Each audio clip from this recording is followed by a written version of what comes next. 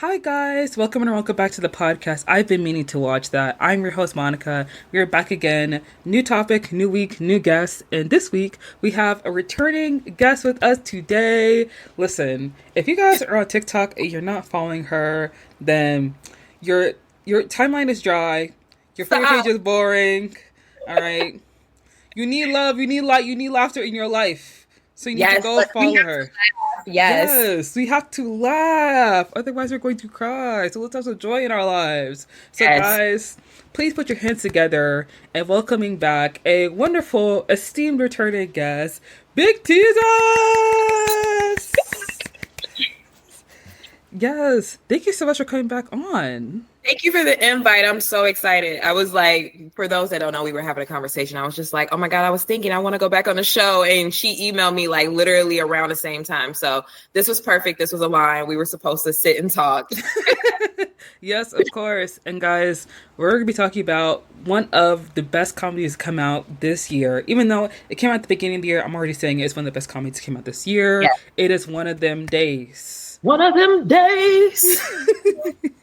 But before we jump into that, we're going to go into our first segment, which is Media Mania, where we talk about new releases and entertainment news. And one piece of news that I wanted to talk about was, I don't know if you've seen this movie, but there's a movie that came out, I think, like maybe 2019 called Simple Favor. It was directed by Paul Feig. And sorry, go ahead. No, I haven't seen it. Okay, so I think it came out actually 2018, and it starred Anna Kendrick and Blake Lively, and it was basically this movie about Anna Kendrick. She was this girl by Stephanie Smothers, and she was like this mommy vlogger, and Blake Lively was like the new lady in the neighborhood. She was rich, she was cool, she was like fab. I remember the preview, seeing the preview on TV, but I for sure didn't see the movie. Yes, so the movie, when it came out, it was like a hit. So another Simple Favor has recently released, or it's going to be released fairly soon, and it had its premiere at South by Southwest. And Paul Feig talked about how he wants to make a third movie for this. Okay. So, and Paul Feig, he's the director of, I think, Bridesmaids. Oh, that's such yeah. So he's kind of known for like making like, you know, fun comedic films, like strong female leads. So this one was kind of like a detour, because this was like a comedy, but also like a mystery, you know, and a little bit of a thriller tied in there. So I enjoyed A Simple Favor. So now that I know that it's returning back, I'm really excited. But it's kind of following that trend of like, you know, that movie that came out 6 years ago. Here's the sequel, guys. I know about the movie now that you make the connection of Anna Kendrick, because I've seen it in my timeline just with the red carpet and the interactions that they're having with the fans. That's the only reason. I haven't seen a preview for it. I don't think I've seen a trailer for it on my timeline, but I mean, for them, good for them for having that social presence that even that way I can see and hear promotion for the movie. But other than that, I haven't seen it, but have you seen it? Is it really good? It is pretty good. I do have to say, it's one of those movies you watch, and it's very clearly like, you know, it's a fun movie. You know, you watch it for like, you don't really watch it for the plot, but like, there are some good elements in the movie. Like, some parts of the movie are actually pretty strong, but then like near the second half, you're just kind of like, oh, girl, where are we going with this? You know? All right, I'll put it on my list. I'm gonna add it to my so that I can watch it. Yeah, I would check it out, because I think that the second one kind of like picks up where they left off. And when you watch the first one, you are going to be a little confused, because the way that the first one ended is like, okay, this is a wrap. This is a finished story. Or is it just a original movie? I think it is based off of a book. Okay, that makes sense then. So I was surprised that they were going to make a sequel, but you know, if you make enough money off the first movie, then like the second movie, always get a sequel. Yeah. And also, Paul Feig, he said that he's going to make a third movie, which I feel like I'm open to, but at the same time, I don't mind it when a movie is like wrapped up.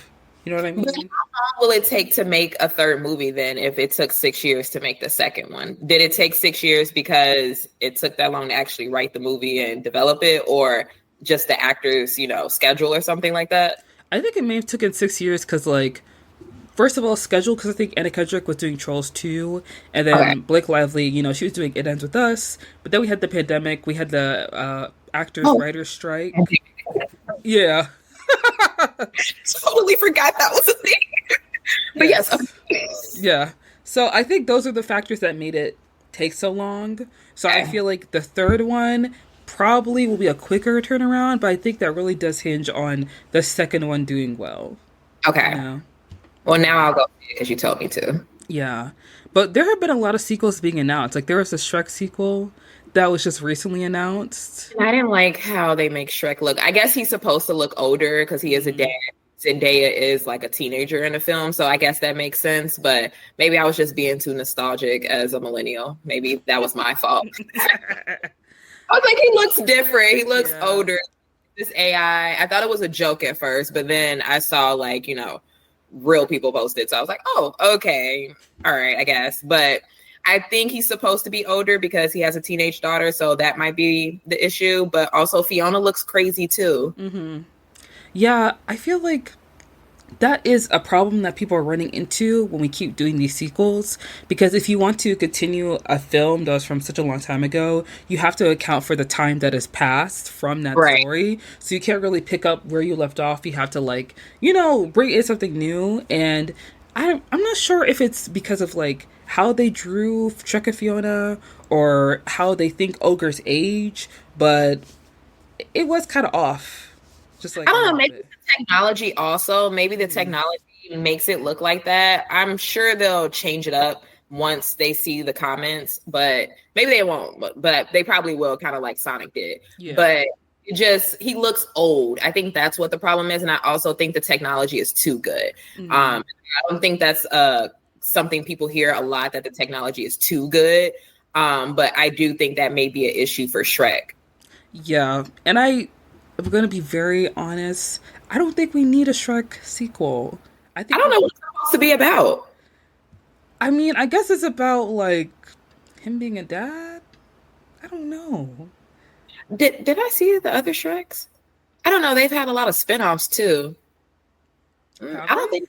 I think so. And didn't Donkey have something? Didn't they have something with the kids and like that? I'm sure I stopped watching at a certain point because. Yeah, I'm sure. Maybe around Shrek 2, I kind of zoned out with everything that went on with Shrek after that. So this will be a surprise for me, that whatever goes on in this film, but him having Zendaya as his daughter means he has to be much older, which means the other characters are much older as well. So I wonder how they aged them too. Yeah. And I feel like after Shrek 4 came out, it was kind of like DreamWorks kind of focused on the other characters. They had Puss in Boots. Puss in Boots too. They had the. I actually do. It was around that time where I was maybe graduating high school. I don't know the year, so I can be aging myself more than I need to. But it could have been that transition of 8th grade to high school or high school to college, where I was oh, I'm not watching cartoons anymore. I'm not keeping up with that. Not that the movies were bad or not that the story was bad, because I love Shrek. It's hilarious. I'll turn it on at any point. But I think for me, they lost me with having so many spinoffs and having so many extra characters and maybe characters that I didn't focus on. And with me aging out of maybe cartoons at the time, I think I was just oh, that's not for me. That's for kids. Now, nostalgia in me wants to go see the new Shrek and also to support Zendaya. So I think they're going to get me no matter what. I probably need to watch the other movies, though, to see everything that happened so I can understand the new storyline. Yeah. Me personally, I think that I probably won't watch the new Shrek just because, I feel like we're done. I feel like it's wrapped up. What happened in the last one? So the last one I remember was Rumpelstiltskin came in and he kind of waved a magic wand for Shrek, because Shrek was had kids, had babies. And Shrek was I guess he was drunk in a tavern somewhere, and he was I wish I never see that princess. And then Rumpelstiltskin waves his wand and then made it so. And so then yeah, and I think Shrek went back to find Fiona to make her fall in love with him again, and then he died at the end, but then he came back, of course, because she realized she was in love with him. Yeah, it was a lot. It was a lot.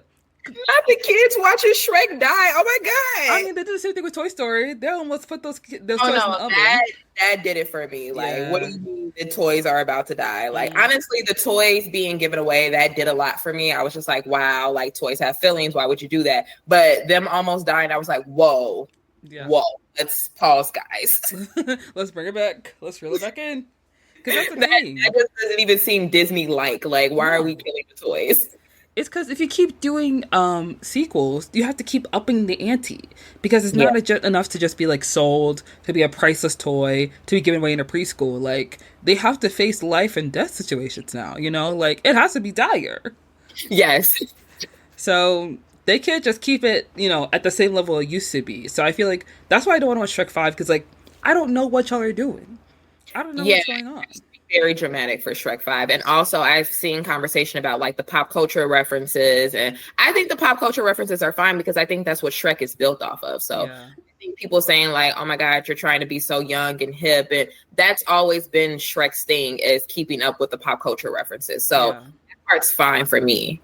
Yeah, I agree with you on that. And I think that honestly, it feels like to each its own. At this point, you know, I think I've gotten tired of like complaining about sequels and like remakes because at this point it's like somebody's gonna watch them, but it's not going to be me. Yeah, you know, at this point I'm just gonna let y'all have what you want to have. You know, like the Snow White movie coming out. Like I hope y'all enjoy that, but I'm not gonna be in there. I'm not gonna.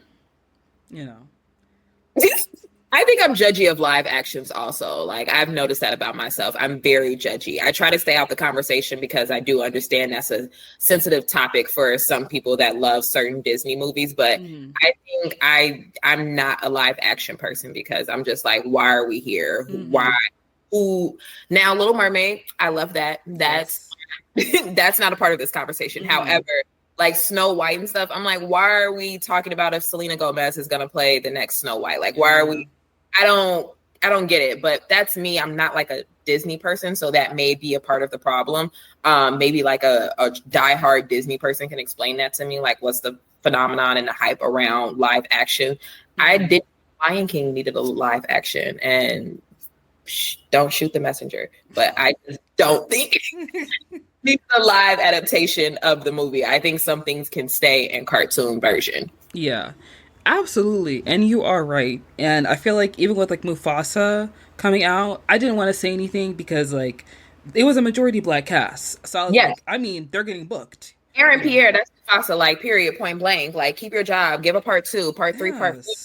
But like for me, I just don't think it's necessary. Yeah. Like I'm happy that Kelvin Harrison got a job. I'm happy he's making the Disney money. He deserves it. But unfortunately, I did not give my dollars or my ducats to Disney. No. I'm going to try one day because I haven't even tried like the first one with Beyonce. Like even a Beyonce fan, I was just like, I don't understand why we're here. So I'm going to try it out just to see because I like to understand the story and I like to see how they did everything, you know, but it's just not for me. Whenever I see it, I don't get the hype. I don't get the anticipation. And maybe it's me. Maybe I'm the problem. Maybe I'm the drama. Well, I know that there are times when like actors, especially like older actors, they do certain films just so like they have something to watch with their kids. Because they're like, you know, like Seth Rogen, like he can't have his kids watching Knocked Up. You know, like they have to watch The Lion King. You know what I mean? Very true. You know, like that's just how it is. So I understand why, you know, certain actors do like, you know, maybe live action sequels or like kiddie movies because you want to diversify a little bit more. But I think that with like, you know, what is it? How to Train Your Dragon, the live action remake, that is especially unnecessary because it's literally a shot by shot remake of the animation, and the animation is peak. It's one of the best animation movies out there. I love that movie. Live action How to Train Your Dragon. Live action How to Train Your Dragon. They got real people, CGI dragons, and they're retelling the whole movie. Did you ask for that? Huh? Did the fans ask for that? Nobody asked for it. Oh, nobody asked for it. The same way nobody asked for the One Piece remake or the Avatar remake, and yet we have them. Nothing against the One Piece one, because apparently that one's good. But the Avatar one, they could have kept that one, because people are still watching Avatar on Netflix and Legend of Korra. So it's just, you know, studios trying to make money because they found a new avenue to make money off of existing IP without having to re-release things that are already there, you know? Yeah, they're not getting my dime, though. I'm standing. I'm sorry, y'all. It's not gonna be me, you know. But there is one piece of film. There is one new movie that's going to be coming out that I was very excited to see. And apparently Samuel Jackson, Daveed Diggs are set for a hitman thriller that is directed by Ernest Dickerson. And if you guys don't know who Ernest Dickerson is, I was actually surprised to see this because he directed Juice. He directed Never Die Alone. So he's directed a lot of like old school black films. So this movie coming with like these two strong actors, I'm very excited to see because anytime I do see any announcements about like new movies coming out, like fresh new ideas, I'm like, I need to remind myself this is coming out. I'm going to go see it in theaters and I'm going to go share that I like it because, you know, people like I keep talking about I don't want sequels, I don't want remakes. So I need to support the original ideas. So that comes, yes. Like we can talk so much stuff, but if something new comes, we have to support that in order to know if we like it or not, as well as for the actors that are trying something new too. Honestly, me as Samuel L. Jackson, like I'm happy to hear about the director and all the things he's done, but you had me as Samuel L. Jackson. That was all I really needed. Honestly, I'm happy and I'm excited to see Daveed Diggs because I feel like a lot of people know him from Hamilton, but he was also in what was it? Blind Spotting, which I think was a show on Stars, and he was also in Nickel Boys. So I haven't seen Nickel Boys yet, and I can't wait to finally sit and watch it. And I want to watch it the same time that I watch the Coleman Domingo movie that was nominated because it's coming to Max. So Sing Sing. When Sing Sing comes, I want to watch Nickel Boys and Sing Sing at the same time.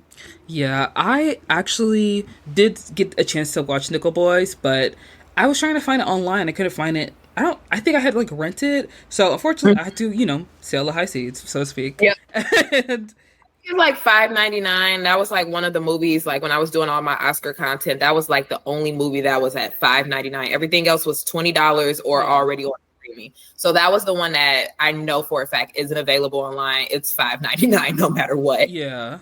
Yes, but I did love Nickel Boys, and I did watch Sing Sing, and it did make me cry. It was such a beautiful film and story, and the production behind Sing Sing, like the fact that everyone got paid the same, and the fact it was like filmed on site, it honestly, it brought me to tears. And I am sad that Sing Sing did not get anything at the Academy Awards. Oh my gosh. I'm sad that they didn't get the recognition they deserved the entire award show season. Like, just not, I haven't even seen the movie yet. Hearing the behind the scenes, hearing the fact that these are actual participants of the program that was at the jail. These are actually, everybody's getting the same salary. Like hearing all of those things, I was like, oh my God, I want to support this. I want to see this. I want this to win. And then seeing snippets of Coleman Domingo's performance, I was like, oh, they're good. Like, they're fine. Nothing. Yeah.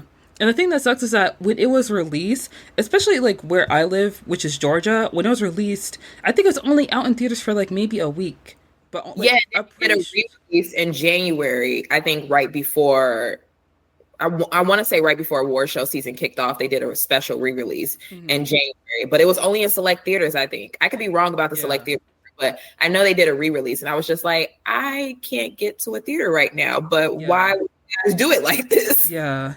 Which is very frustrating because they did that with Origin last year as well. And it's like, this is the thing with like certain independent films, you know, like some of them get a wider release or a wider push because of like, it's not even because of the studio. It's because like the studio picks which movie they want as a front runner for award season. So everyone else just has to like, you know, just make do with what they have, you know.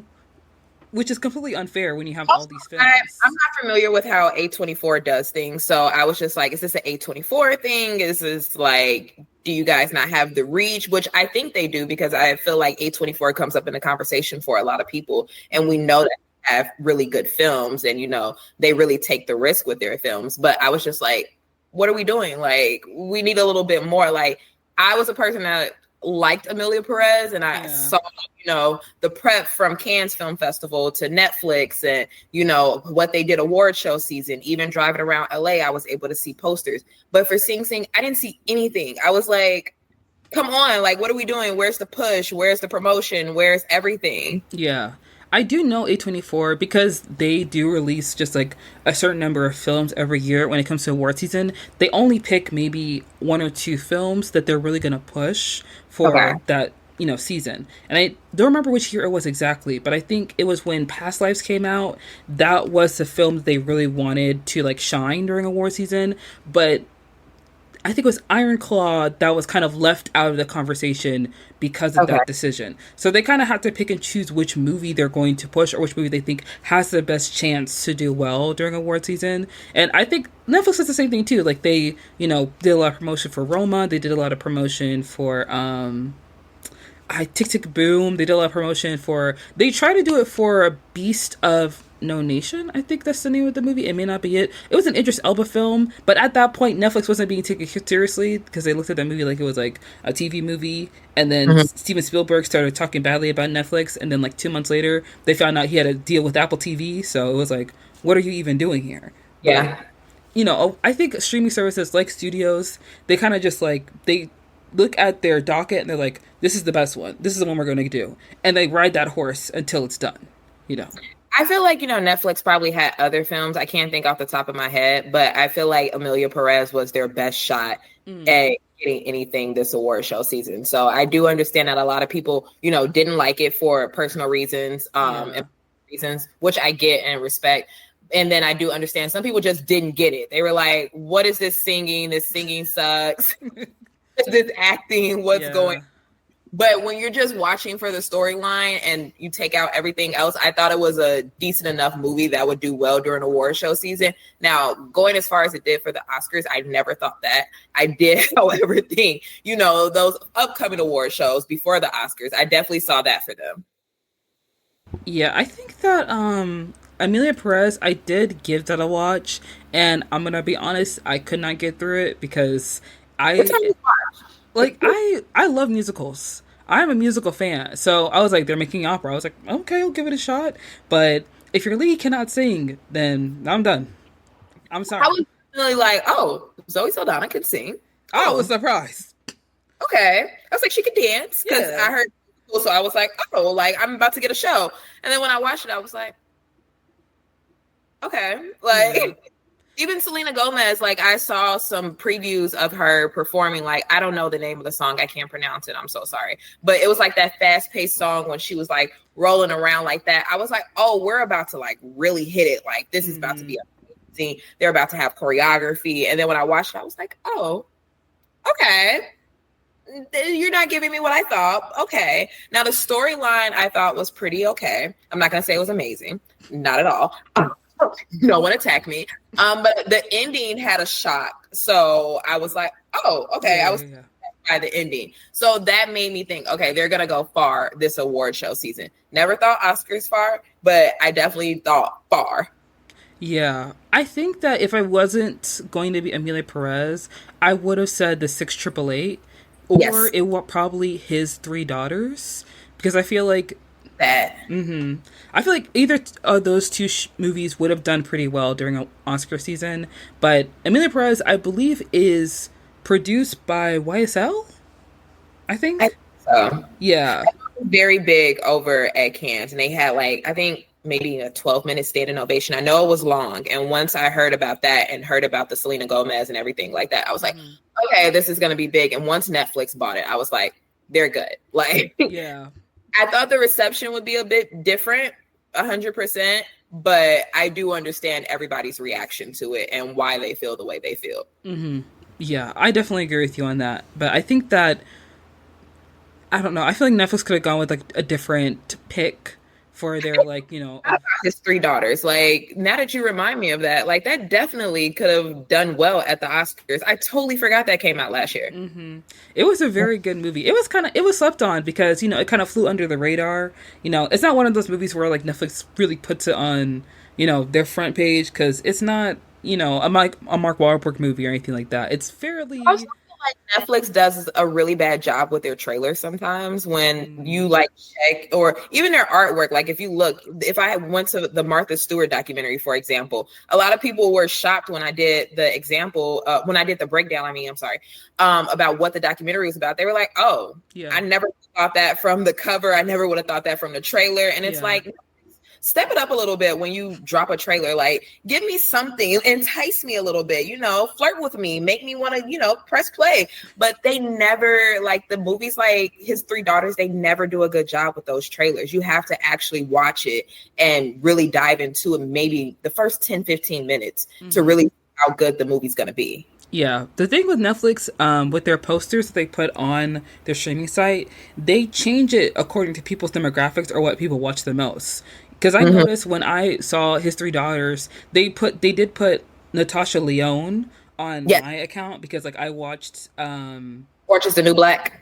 Orange is the New Black, and then it was her other show, Russian Doll. But on my sister's account, when I looked on hers, because she watches other shows than I do, his three daughters, when they came up, it showed like, three girls just sitting together, like them on the couch. So it looks like a family drama rather than just like a movie about Natasha Lyonne. Because they know that I know who Natasha Lyonne is, but my sister, she probably doesn't know who she is. So it's just like, a basic family movie is what it looks like from the poster.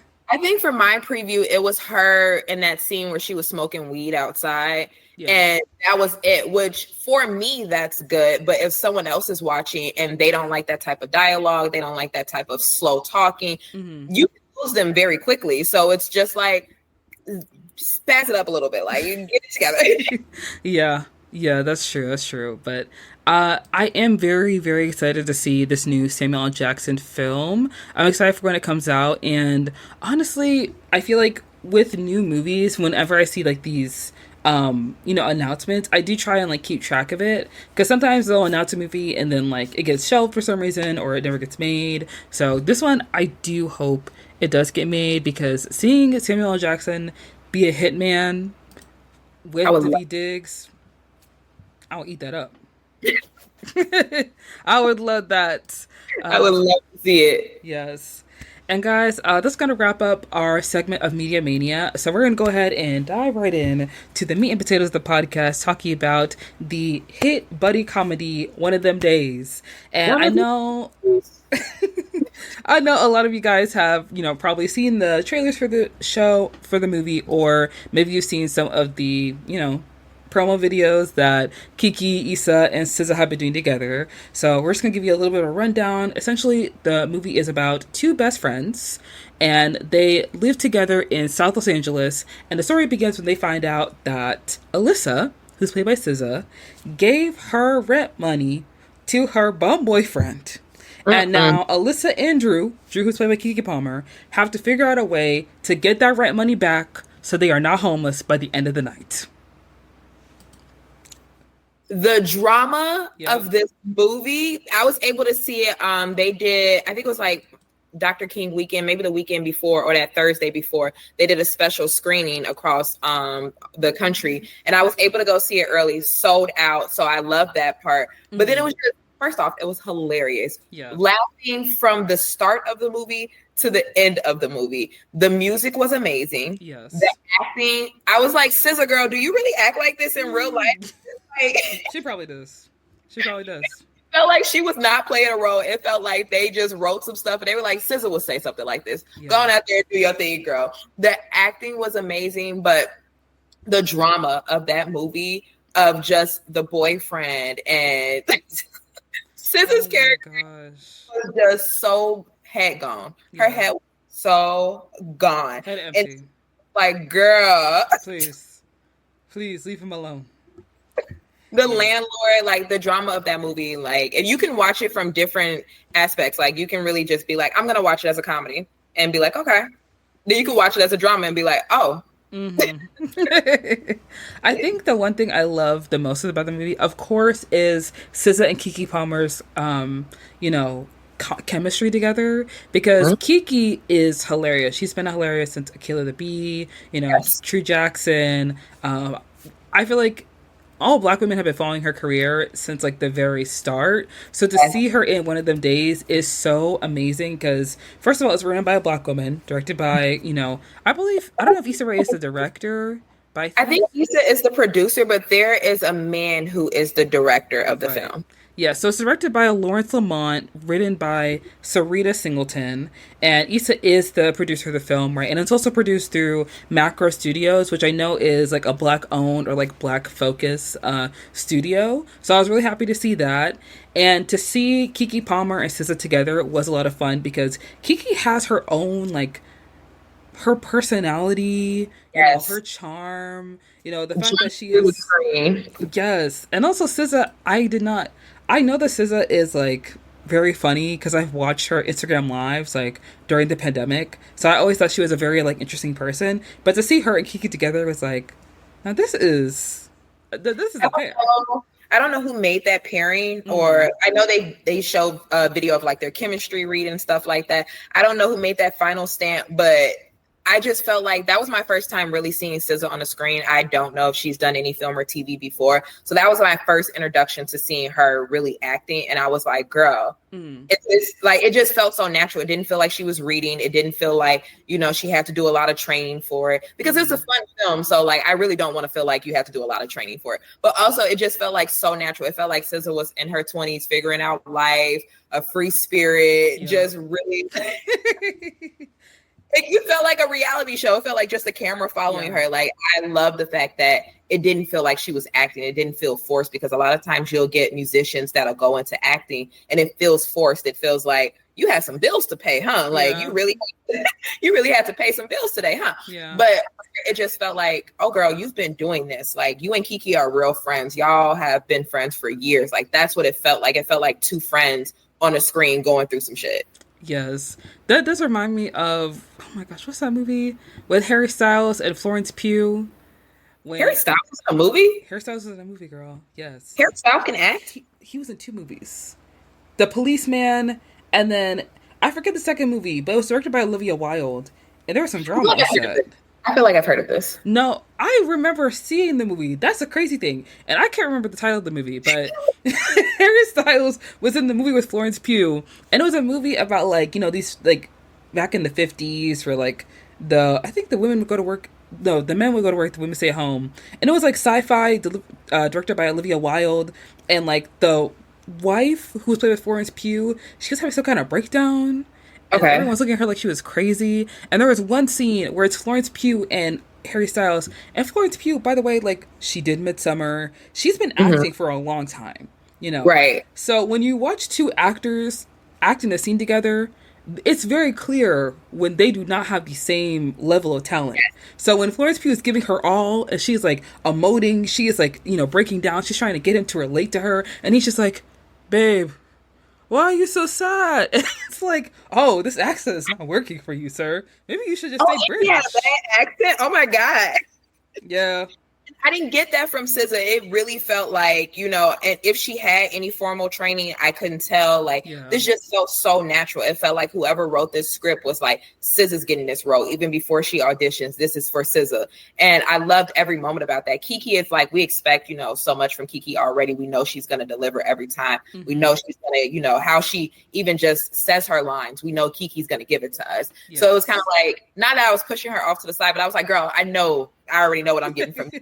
But I was just so shocked by SZA because I was just like, you're giving so natural. Like, this is for you. I hope you continue this path. Yeah. And I love that because it shows you the team that's behind the film. Like when you're writing a movie, I'm pretty sure writers have like actors in mind that they want to like take on that role. And I feel like that role really was written for Keke, but I feel like the role that SZA like embodied, it probably wasn't written for her, but the fact that she took it and made it her own, I feel like that's very beautiful. And I also, because I'm such a huge SZA fan, watching the movie and then watching her character, I was like, SZA, you relate too much to this. I was like, girl, like, this is you. When the movie started and she was late, she was like, girl, I'm so sorry I'm late. I was like, SZA, girl, you're lying. This is giving you on a regular day. Like, this is giving, like, your friends know you're late and they have to lie to you. Like, everything just gave effortless. I was just like, oh my God, this is so for you. I hope they make a part 2 and she can just be her. Like, I hope it's not like Friday where they make a part 2 and the main character is not. I would hate that. Like, keep her in the film. Yes. I also am glad that this movie is a lot like Friday because I have missed films when you're watching it and you feel like you are stepping into someone's life. Like, not a movie where like it feels like a movie. The language is very stunted. The acting is like a little too overdone. And some of the stunts are not, they don't make sense. But like there are a couple stunts in the movie that like level up the comedic appeal, but it's not too much to where it takes you out of the film. You know, it still kind of like fits into the realm of like reality. And the movie feels like you're experiencing something with Dreux, and with Alyssa. And that's because of the writing, the production, the actors, and everything that culminates into the movie. It just feels like such a cohesive piece. And yeah, I loved it so much. It also like drove a lot of emotions out of me because I was like happy for Dreux. I was rooting for Dreux, but then I was angry at SZA's character. I was like, girl, when she lost that money the second time, I was like, girl, what are we doing at Drew's job interview? Like, this is an interview and you're calling her name. Like, act like that's not your friend. Like, I had so many emotions coming out of myself just watching the film that I was just like, okay, they know what they're doing. Like, is this how our parents felt when they saw Friday for the first time? Where did they have these emotions seeing Craig and Day get through their day? Like, is this how they felt? Yeah. I love it because more films about friendships, but friendships that are like, you know, they're messy, but you can tell there's still love there. Yes. That's what I appreciate. I can tell there was still love there no matter what. And I had to watch it a second time. I watched it on Prime when I was getting ready for this because the first time I was too mad at SZA's character. I was like, great. The rent money, lost the rent money. The second time, you would have had to argue, like, why are you around this man living in y'all house and he got y'all house looking crazy? Like, I was so mad at SZA's character. But then I watched it the second time and I was like, okay, she really speaks life into Keke Palmer's character. She's like, girl, don't say you think you got this. Say you know you got this. Like, she was a friend through and through. And it's like Keke saw what her faults were as a friend. She was like, I know you are stigmatized. I know if a man come in here, you will lose your mind. Like, she knew her friend and she loved her regardless. So I definitely had to rewatch it to love SZA's character a little bit more because I was like, girl, 2 times in one day you lost the rent money. Can't be. I'm not gonna lie, with SZA's character, I feel like SZA's character is someone that I know. Like, I know a few people who are like that, where like they speak life into you, they're very encouraging, they're very kind, but when you look at their life, it's like, what are we doing here? Yes. What's going on? Why do we have these together? You want to ask, but you know what answer you're going to get. Like, you're going to get a free-spirited answer. You're going to get, like, how SZA said, she was like, the ancestors got me. Like, the earth is going to guide me. And I was like, girl. They can only do too much, girl. You got to put some work into it. They yelling at you to get out that bed, girl. They yelling at you to go do something. The ancestors had to fight for their freedom. You can't even give you that talent to paint and you not using it. Like, what are we doing right now? You're not. And so, like, yeah, like we all know somebody. And I again, applause to the writing team because we are all able to relate that we're either Dreux, we're very serious, we're very work oriented, we're very focused on what's next and wanting to build our life, or we're SZA and we're like, God's got me, the earth's got me. Yeah. Oh, here go this cute boy over here though. Like, the writing was done so well that you were able to relate to someone's character. I do have to say I am more like Dreux, where I'm someone who's very goal-oriented, very planning. Like, I need to know what's going on. I need to know how things are done. And whenever someone comes to me, you know, when people come to you and they want to like make plans or like, you want to hang out on Saturday? I'm like, okay, what are we going to do? They're like, oh, we'll figure it out. It's like, no, we gotta know. I have to know. Make sure I know before I get dressed because I want to make sure I'm comfortable. If we're going somewhere where I need to be comfortable. If you don't tell me by the time I need to get up and get ready, which I'm a planner. So if you tell me 7:00, I'm getting up around 3 to start getting ready. Exactly. And if you don't tell me by 3, I'm not going. Like, you want to go to the movies at 6? Okay, that means I have to have lunch at 5. So I'm not hungry when I get to movie theaters. I'm not paying $20 for popcorn. You want to get dinner afterwards? Where are we getting dinner? Is it close by? Is it further away? Like, you know, we got to figure it out. Is there parking? Can I look at the menu online? Do I have to figure out what I eat when I get there? Because I'm not going to like that, but I'll make do. You know? Yes. We have to iron everything out. I'm Dreux, and even how Dreux got right up when they were like, yeah, we don't have y'all rent money, and she got right to work. I didn't notice when I watched it the first time, because I think I was maybe a couple minutes late, that she worked the night shift. Like, she had just got off work from working overnight to find out you didn't pay the rent, and I tripped over your boyfriend's shoes. Like, there was so much that happened in the first maybe hour of her getting off work that I'm just like, girl. It's too much.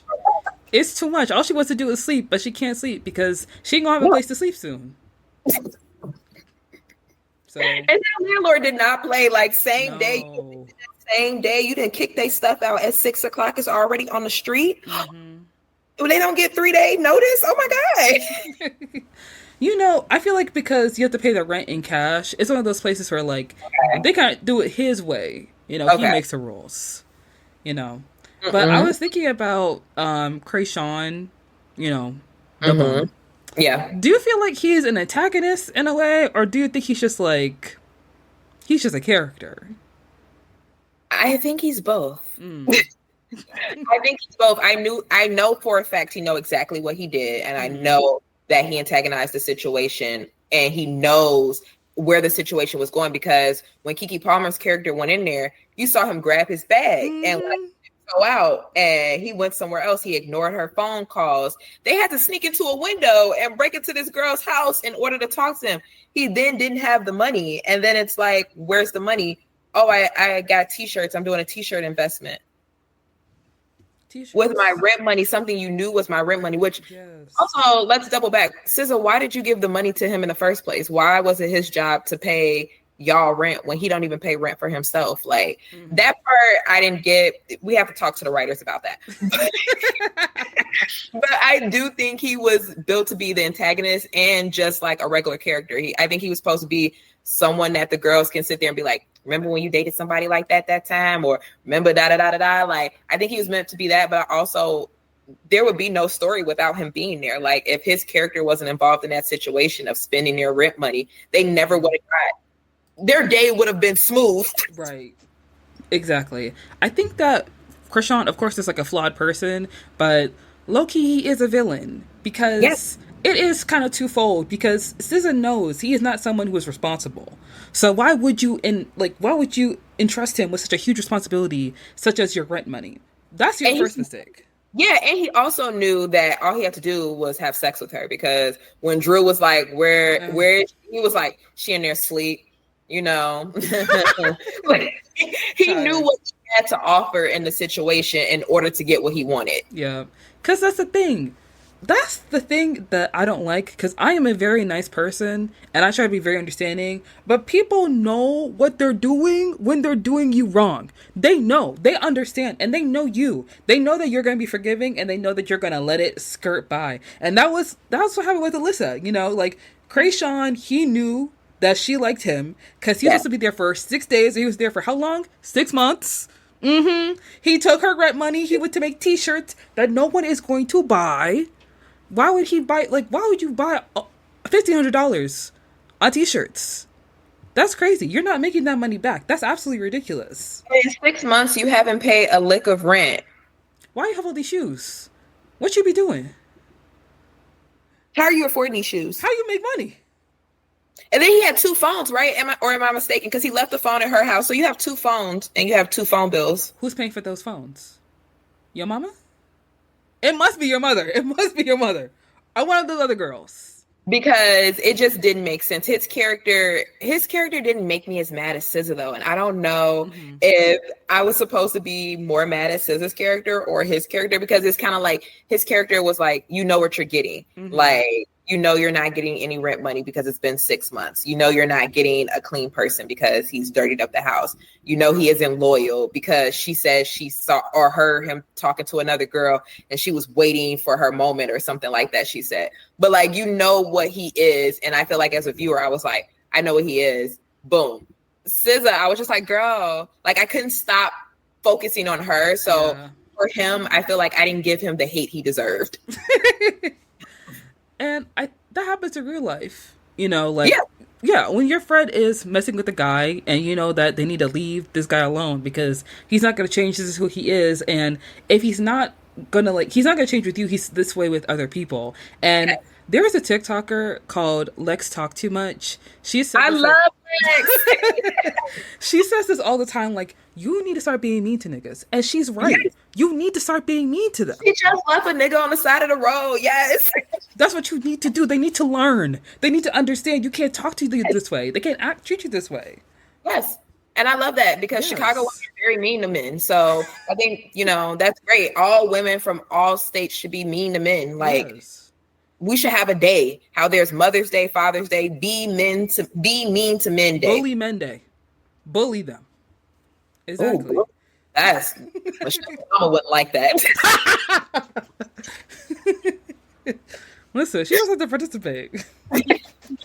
She gotta go with at home. Like, no, man, she's bullied Obama in the past, I'm sure. She definitely has. Because he didn't come to her that way. All right. At all. No. All right. But that one meme when she snatched that phone out of his hand, that was not a joke. She did that for real many a times. Yes. Okay. And when he didn't go to that inauguration, she told him, hey, I'm not going. And I'm not go. Because you have to. But that wasn't my job. So I'm not going. I went to the first one. I didn't even want to be there. And you won't see me there. I'm not getting dressed. I'm not calling hair and makeup. The girls aren't going. No. Tell Kamala good luck. I'm sitting here with my brother Craig. We about to start a podcast. I am okay. Yes. Yes. Bully Men Day. We should make that. We should patent that. Yeah. I really did like Bernice. At least I really like the actress who played Bernice. I feel like the other woman is always an interesting, plot device in any kind of movie or TV show because, of course, you're rooting for the main character, but you never really think about the other woman. And for Bernice, I feel like I didn't really, hate her. Like, she knows who Krayshawn is the same way that SZA does, but she doesn't treat Krayshawn the same way that SZA does because she is fully like, you are the dirt under my shoe. Yes. I want you for that dick, and that's it. Yes. It's a bully. That was a real bully. That was a real bully. Running people over at churches. She was a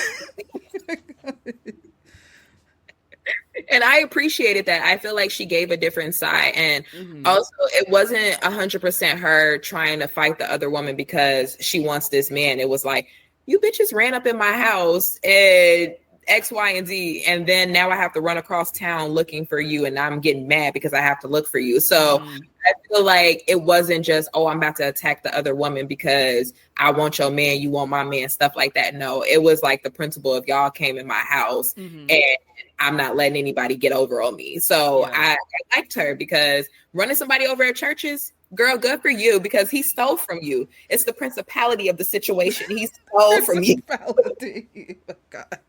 The principality. He stole your biscuits. Like, what?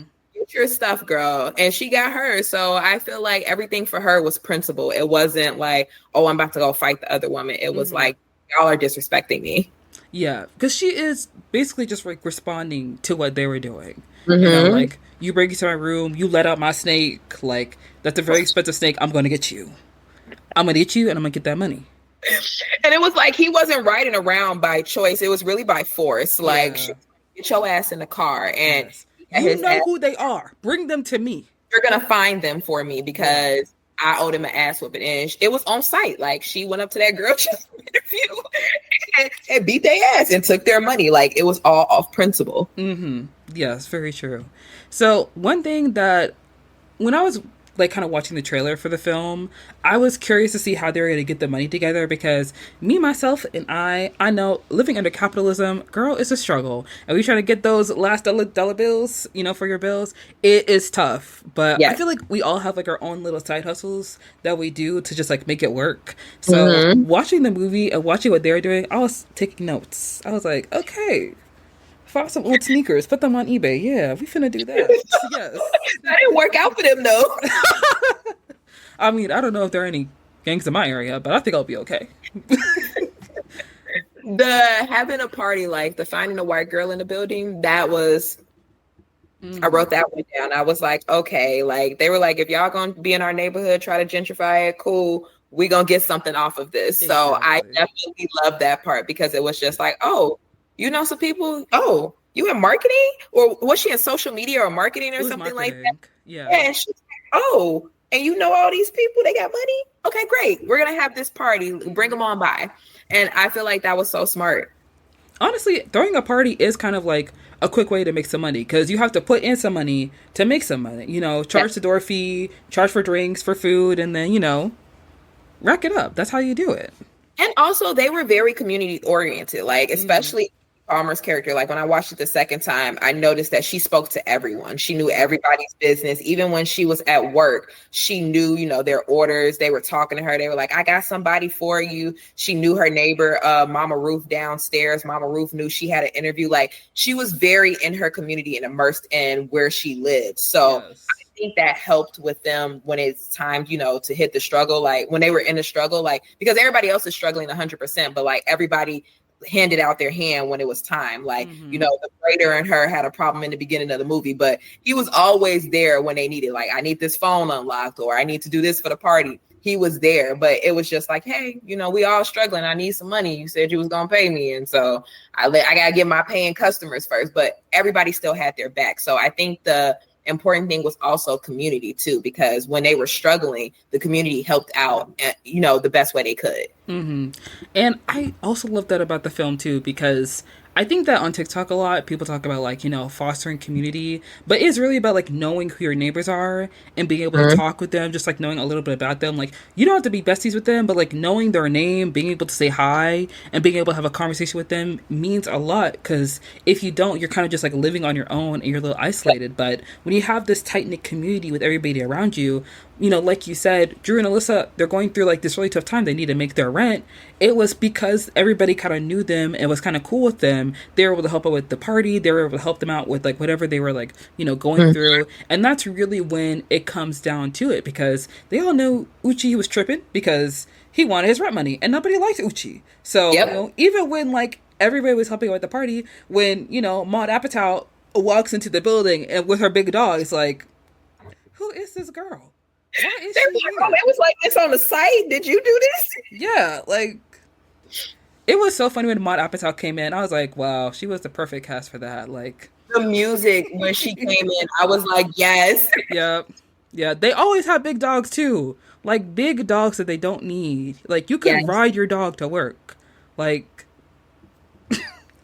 I don't know. It's always so funny to me. I saw her and I was like, I know exactly who that person is. I've encountered many a Maud Apatow in my life. Many a Maud Apatow. And they're always so, like, cheerful and happy because, you know, they don't pay their bills. So they don't have anything to stress about.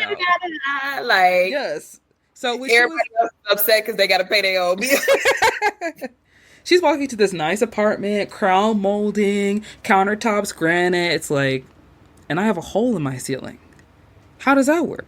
And this man won't come fix something, but he want me to pay my rent on time. But the ceiling is falling on my head when I close the door. No AC. Like, what's going on here? What am I paying for? A car box. Barely a roof over your head. Barely. It's not. It's not even fully done. Yes, but I love the ingenuity of the side hustles they did, because the different things that they were doing, like going to the blood drive, finding the sneakers, and then everything that came after it, it felt natural. And that's the thing I enjoyed about the movie, is that everything feels within the realm of reality. Like, you're writing it and you're like, this definitely happened to someone. Someone has definitely done this. In college who did the blood, they went and $75. I think plasma was $50. Like, I know people that have donated blood, so that part was like, man, this is a universal experience. Yeah. Do people? Yeah, it is.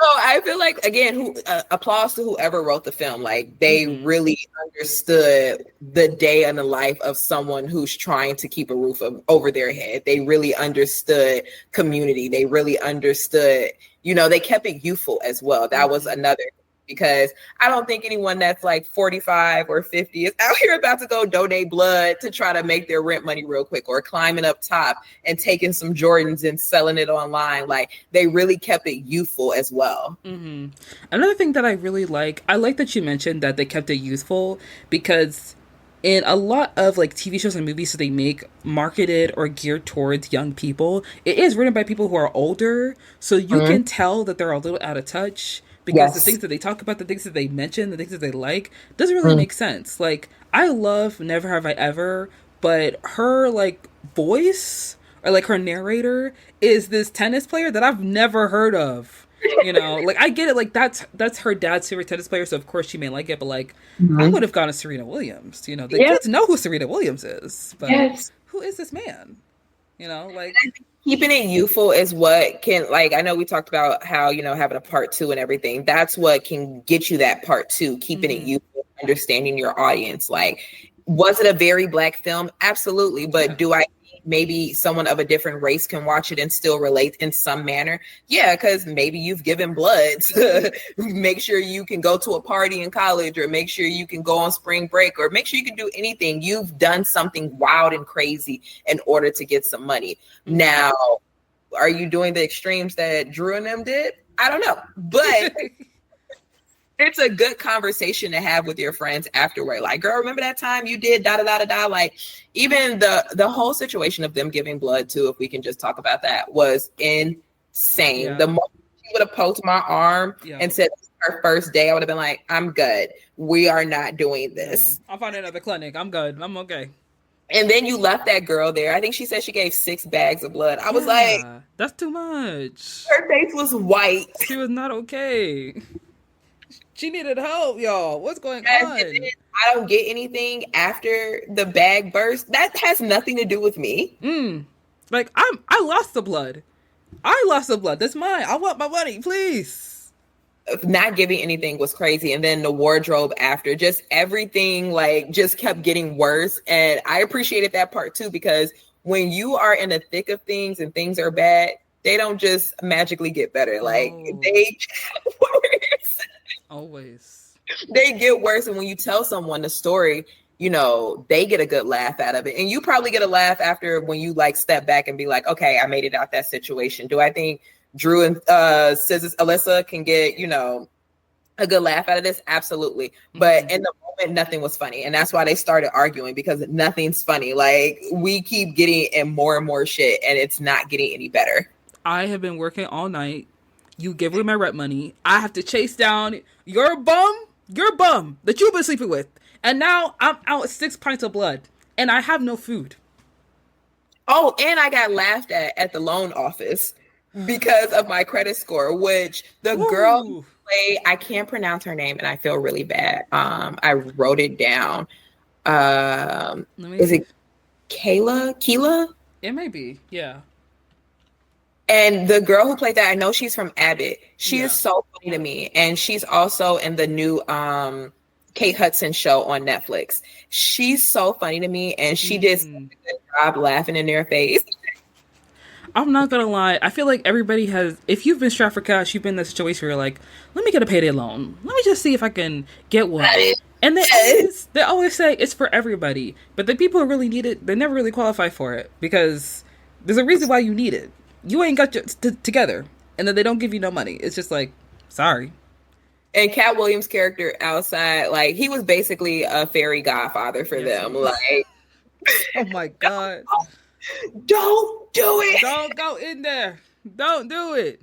And then when I noticed when Dreux came, he was like, cover up your lady bits, when she had that green outfit on. I was like, okay, he's the godfather to them. He's there to protect them and guide them and assist them on their way and their journey, because he comes at the best moments for them. It's funny because he always seems to show up everywhere. And I've had the experience too, where if you just go to certain places, in your everyday life, you will see certain people there. And there have been times where, like, I'll be in Atlanta and I'll see the same homeless person. And I'm like, I saw you last week. And I get cool with him after that. I'd be like, hey, how you doing? What's your name? Like, because I'm going to see you, go see me. And if I don't see you, I'm going to worry about you. So be seen, okay? Yes. There's actually a lady that I see every time I go to church near a gas station. I'm like, I just wave her down, like, hey. She sees it, like, hi. I know she doesn't know who I am, but, like, I just see her. And if I don't see you, I'm going to worry. So, like, be available. I hope you're good. I hope you're okay. Yes, you're okay. I ain't got your number, so, I hope you're all right. And Cat Williams, too, depending on where you live, they worry about you too. They be like, I didn't see you the other day. And that's what I need. Like, we got each other back. Community. You have to talk to people. Even the guy that hang outside your corner store, you have to talk to everybody, because if they don't see you, they start to worry. If you go missing, you want that man at the corner store to be like, hey, she usually come around on Thursdays at 6 p.m. She stopped about 2 weeks ago. Where's she at? Is she good? She okay? I hope she good. Yeah, I think that Cat Williams did an awesome job playing the character because I love Cat Williams so much as an actor. He's honestly one of my favorite actors, and I love his stand up. And I think that this movie, like, of course, you need someone like Cat Williams in there to like kind of like elevate that a little bit more and bring that like comedic element to it. And every time he came on stage, I just started laughing. Like I started losing my head because it reminds me of like the older movies I used to watch. I don't remember what movie it was. What's the movie where he was like in the church and he was yelling out First Sunday? Yes. Oh my gosh, that was such a good movie. I loved him in Atlanta when he had that is like whenever I think of Atlanta, I think of that alligator. Oh my gosh. Because there is that one guy in your neighborhood, or like one guy I feel like that people know, where you don't go to his house. He got a shotgun. He got skulls in his room. Like he got something weird in there. And that was the alligator. And it's like, he don't have an alligator. He does. Don't go in that man's house. Okay. When the alligator came out, I screamed. I was like, he really? Yep. He was really living this life. I don't know how the alligator got there, but he ain't there no more. He got up. He left. He packed up. He hit the dough. Yes. But again, like he was needed in there. And once again, I watched it for the second time. And seeing him play their fairy godfather and being them, and just from standing outside, and he was, like we said, there every time you needed him to be there. He was the person that called Dreux and was like, you might want to get over here. Your friend is about to kill herself. Like, things is getting serious. And it's like, how did you know to call her? How did you get her phone? Like, he just knew what to do. Like, even covering Palmer's character up and being like, girl, cover up your lady bits. Like, just knew what to do, and he provided that guidance, and I appreciated that because they didn't have any parents in the film. Like they weren't calling home and being like, mom, dad, grandma, da da da da da. So he was mainly the adult, quote unquote, in the situation for them. And I think that in movies like that, whenever a character is struggling for money, at the end, I feel like usually audiences expect them to call like some kind of rich aunt or uncle to get the money at the end, and that's not how life works. They're on their own.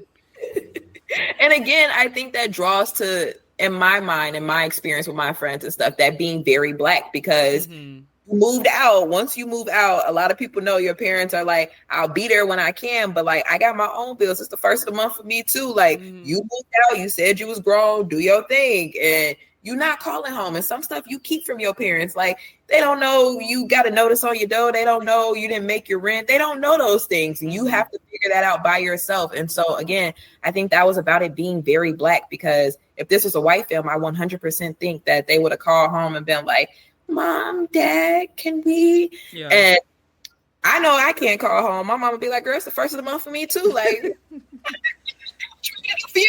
yeah, exactly.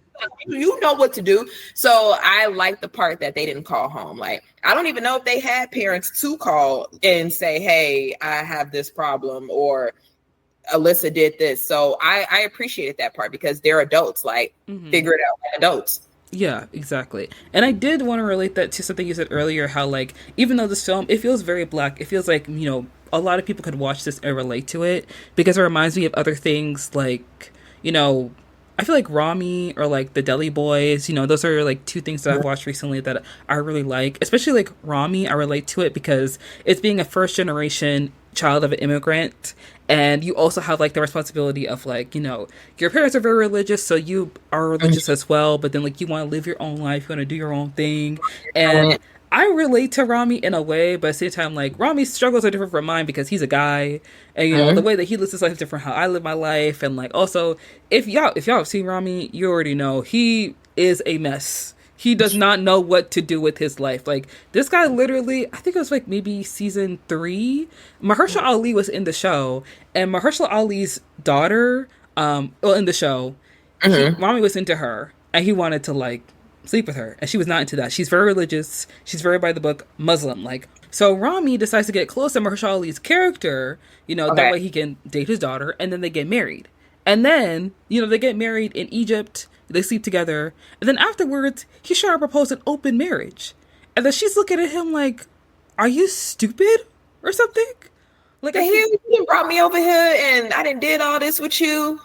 we got married. Like, my dad actually likes you. And you pulled this off. And then Mahershala Ali is cussing him out on the phone because I know you did not marry my only daughter just to sleep with her. Like, you must be dumb. There must be something missing in here. So, it has to be. So when I watch other shows from different cultures, I love that because there's like a baseline level of like we all relate to it. Like one of them days we understand what it's like to be broke, to work, to have a friend that you love but they act stupid sometimes, to have someone in their life that you do not like but for some reason they will not let them go. And then you having to spend a whole day trying to fix a crisis that's not even your fault, but yet you have to fix it because you're the only person with your head on straight. You're the only person who's responsible. And that's what I love about this movie, because there are little aspects you can pull from it where like it relates to real life, because it just feels real. It feels like something that could happen to you. Yes. Even the fact that Dreux wanted to, it doesn't seem like to maybe the outsider that may have this big job that Dreux had big goals, but she did have big goals. Like starting off small, starting off in that job. There are a lot of people that work jobs that, you know, some people may look down on, but are necessary jobs, like being service people.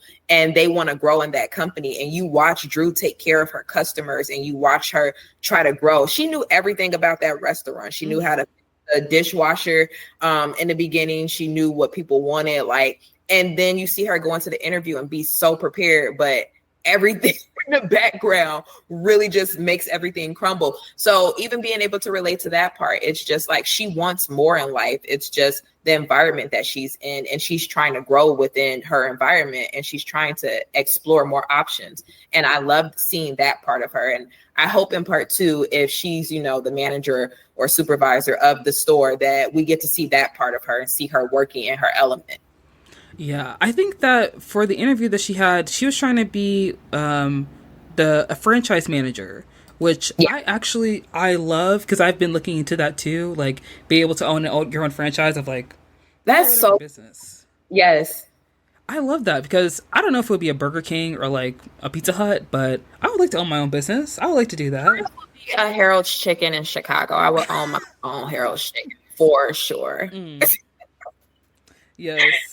And I would have my own sauce on top of the mild sauce that they already serve, because I would have to serve my community. Because like Keke Palmer's character, I would know my community.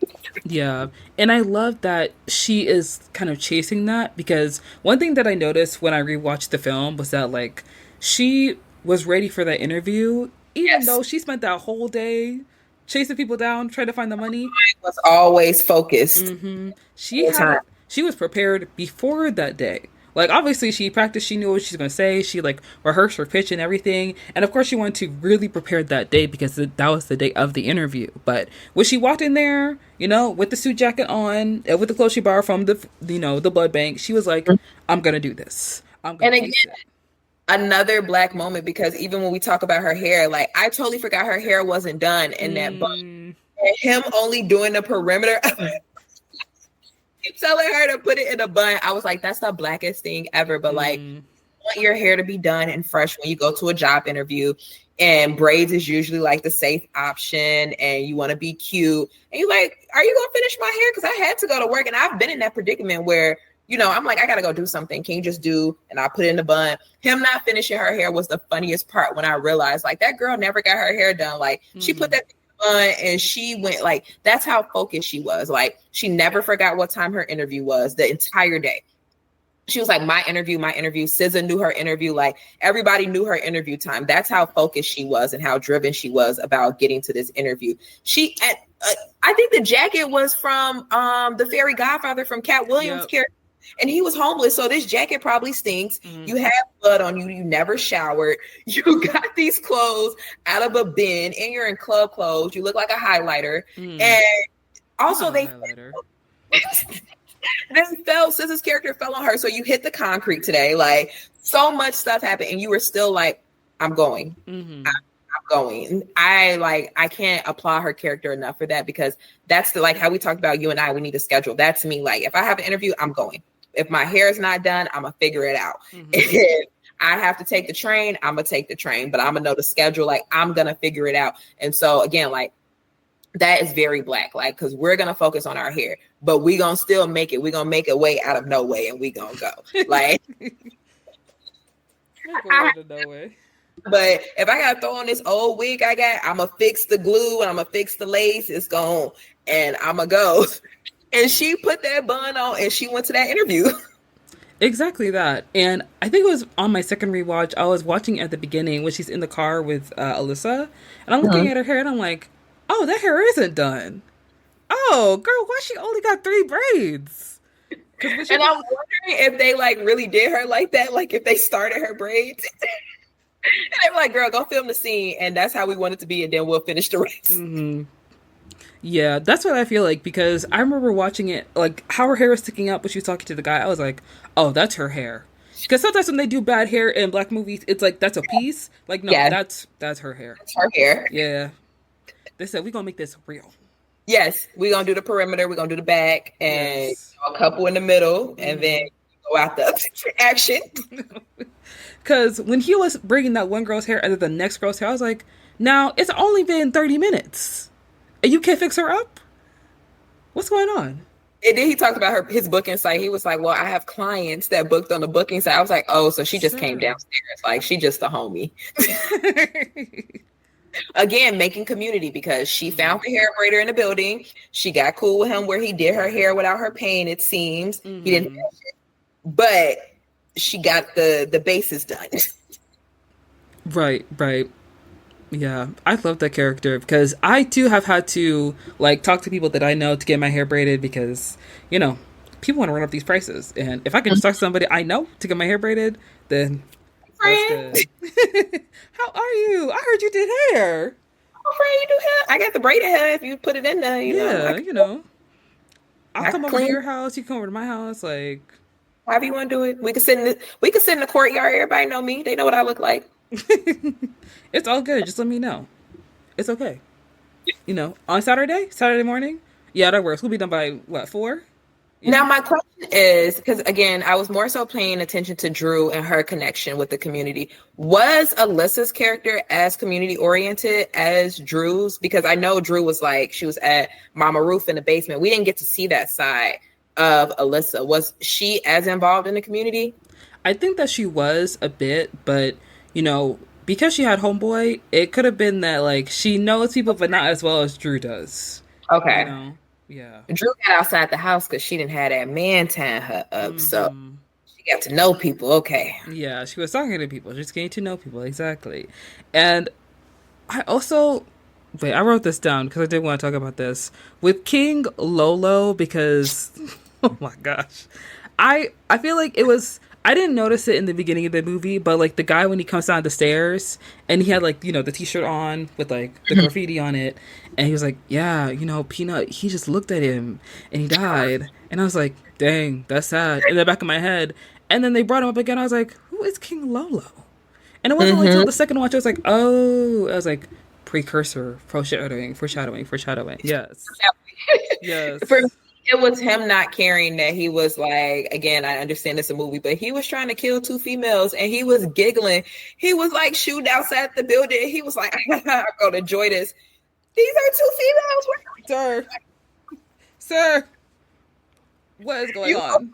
Like, they are grown men. Like, calm down. These were just shoes. First off, those are shoes of somebody you killed already. Like, what's the sentimental value that you need these right now? Like, Also, they're hanging up on a wire.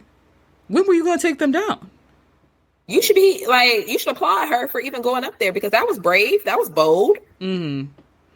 I love Lil Rel's part in the movie. I just remember this. I've had to deal with people like Lil Rel before, because you try to sell them something and they're coming in with the sob story. You know, they want to pay this price. This price is like, okay, fine, whatever, just take it. You know, it's like, let's wrap this up. You know what I mean? And they're like, 2 months rent. If she would have just kept going, they could have had 2 months rent. I mean, they would have been done. They actually would have been good. They would have a nice cushion, but she had to be nice. And I understand that. I get that. I understand.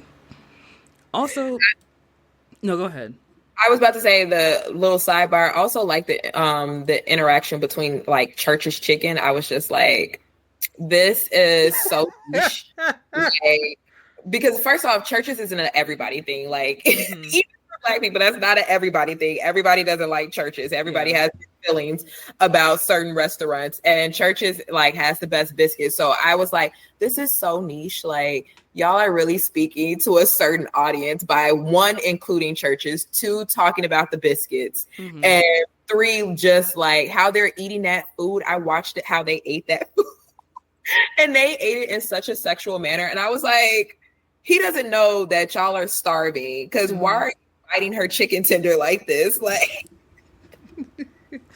I did want to say something because when I was watching the movie and they're going to Church's Chicken, I personally have had so many experiences with fried chicken restaurants where, okay, this is going to sound crazy, but like when I was 18 and I finally was able to like drive on my own, I went to Popeyes, and almost every Popeyes in my area is terrible. They don't want to work there. They're out of everything. And if you order something online, they never have it. They never receive it. And it's like, why are you on Uber Eats if I can never get my food? What's the point? It says 20 minutes. I'm waiting an hour for my food, and you've given me nothing. So you up the street. And they be up the street when they do that. Oh my gosh, I can't even. But then there's churches, and I like churches. Churches is great, but some of the churches I've been to, people are still rude, and sometimes it takes a little too long. And also, churches is only available in my area in DoorDash, not on Uber Eats, so it's a little strange. And also, the only churches that's near me is like 20-minute drive, but there are like 3 Popeyes in my area, and I can't go to any of them because they're bad. All of them are bad. And then there's Bojangles. As the Bojangles near me is 15 minutes away, I can always go to Bojangles. Bojangles is fine. Bojangles is chill. They have no problems. They're honestly very nice. But most of the Bojangles I go to, there are children working there. Like, they're 15 years old. So every time I pull up, it's like, shouldn't you be in school? Why are you here? Why are you in here right now? Rules, or are you just back there vibing?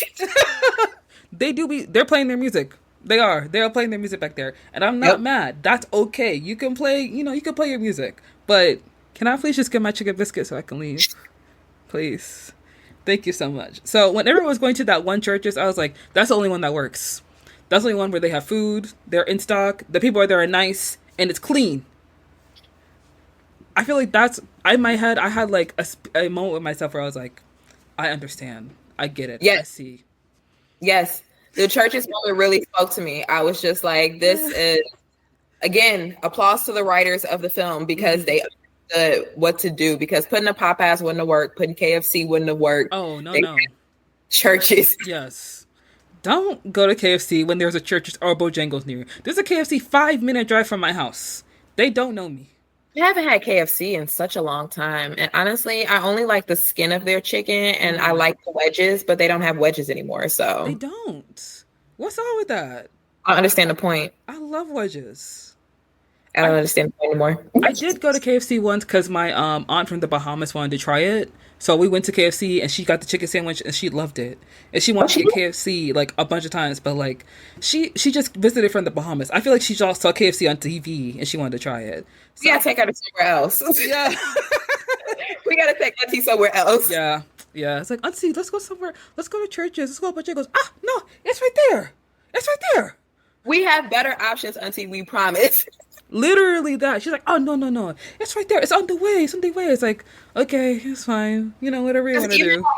Biscuits are supreme. Popeye's fries are better. Like, KFC just has the good skin. That's about it. Yeah. Yeah. I feel like it gets over on the other ones just because it's, like, convenient. Because it has more locations. And, with all the problems that Popeyes has, they're still standing. They're still there. One time, they didn't have biscuits, and they, like, bought like a can of biscuits and put them in the oven, and that's what they gave us with our meal. They were like, oh, we ran out of biscuits. And only at Popeyes. Popeyes is the only place that will do some shit like that. Oh my gosh. Like, how y'all run out of biscuits? You are Popeyes. I can't even tell you. I don't. I have no words. Unreal experiences. The only good Popeyes I've ever been to was in a very, like, there is a town where I live where, like, it's a very nice town. The people there, like, they make money. Most people who live there, they are either white or they're brown. And they all work in cybersecurity. And I went to the Popeyes, nice, I clean, bet. everything in stock. And I was They like, probably were so nice to you and so sweet. hello, ma'am, how can we help you? How are you today? Here is your food. Thank you so much for coming. Come on Nobody's back. ever asked you how I was doing at Popeyes. They don't care how you're doing. They don't want you there. They don't want to be there. What do you want? Literally. But the thing Spicy is, and that Popeyes is 40 minutes away from my house, so it's not even. Yeah, exactly. Worth all that. It's not. It was only because I was working in that area at that time, so I was like, "Oh, let me go to Popeyes. Maybe this one will be good." And it was. And I was like, "I might need to move here. I might have to come over here a couple times. I might need to live here now because it's not working over there like this one." And this fresh. I want my chicken fresh. I want my biscuits buttery, you know? And I want kind service. Nice people. Say hello. I said hello to you. Yes. A greeting. That will not kill you. Thank you. I did want to talk about also the job interview because we have all done many a job interview. Okay? Yes. And I feel like when I saw, I don't know the actress's name exactly. I feel like I see her in everything. I feel like I've seen her before, and I was like, at first I thought she was the woman from SNL. I was like, no, that's not her. No. And then I was like, where do I know you from? Like the whole time I was just sitting there like, I know you from something. You've been in so many things. Like, where are you? Her name's Gabrielle Dennis. She was in a Black Lady sketch show. That's where I know her from, for sure. Mm-hmm. Yes. But I remember watching the interview, that part of the film, and you know when you go into an interview, and of course, like, you see all white people, you're like, okay, let me put on my voice. Hi, hello, my name is this. This is my experience. This is who I am. These are my hobbies, you know. Her shoulders go down when she came in. You were like, oh dear. Oh my God. Because he was already giving her, you know, those little microaggressions when he was like saying her name, and he was like, I call her Drex, and he was like, oh, with an X? Your mom didn't give you an easy time. And I was like, this is who she has to do her interview with. She didn't fought her whole day to get to this damn interview.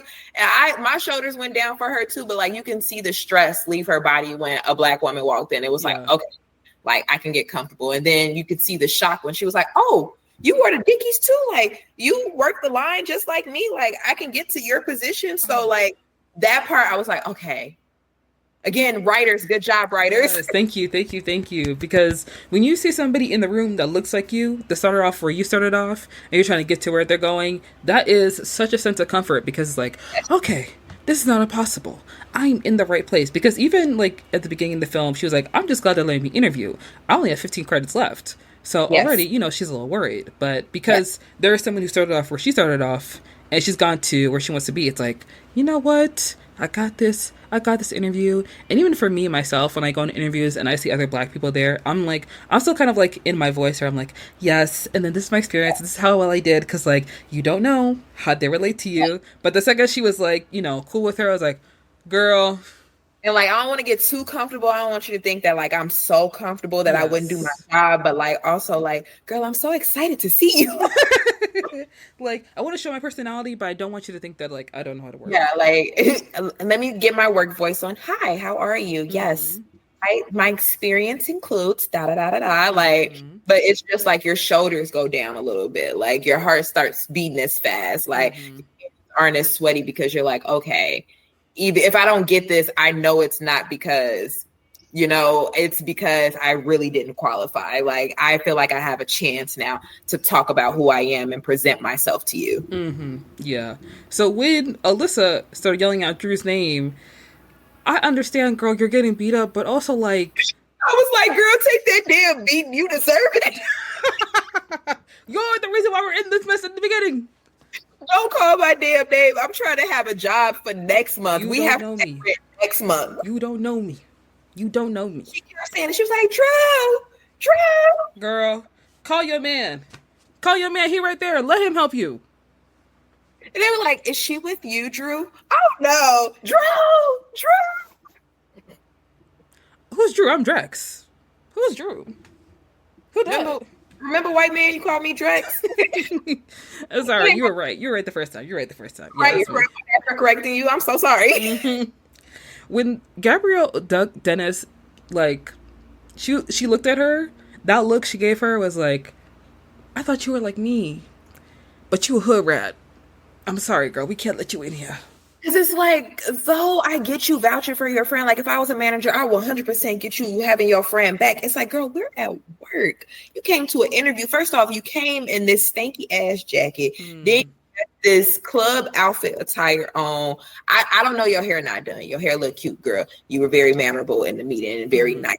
I loved having you. But then you got your friend outside and your friend is fighting at the job. Like, we don't black people in here, first of all.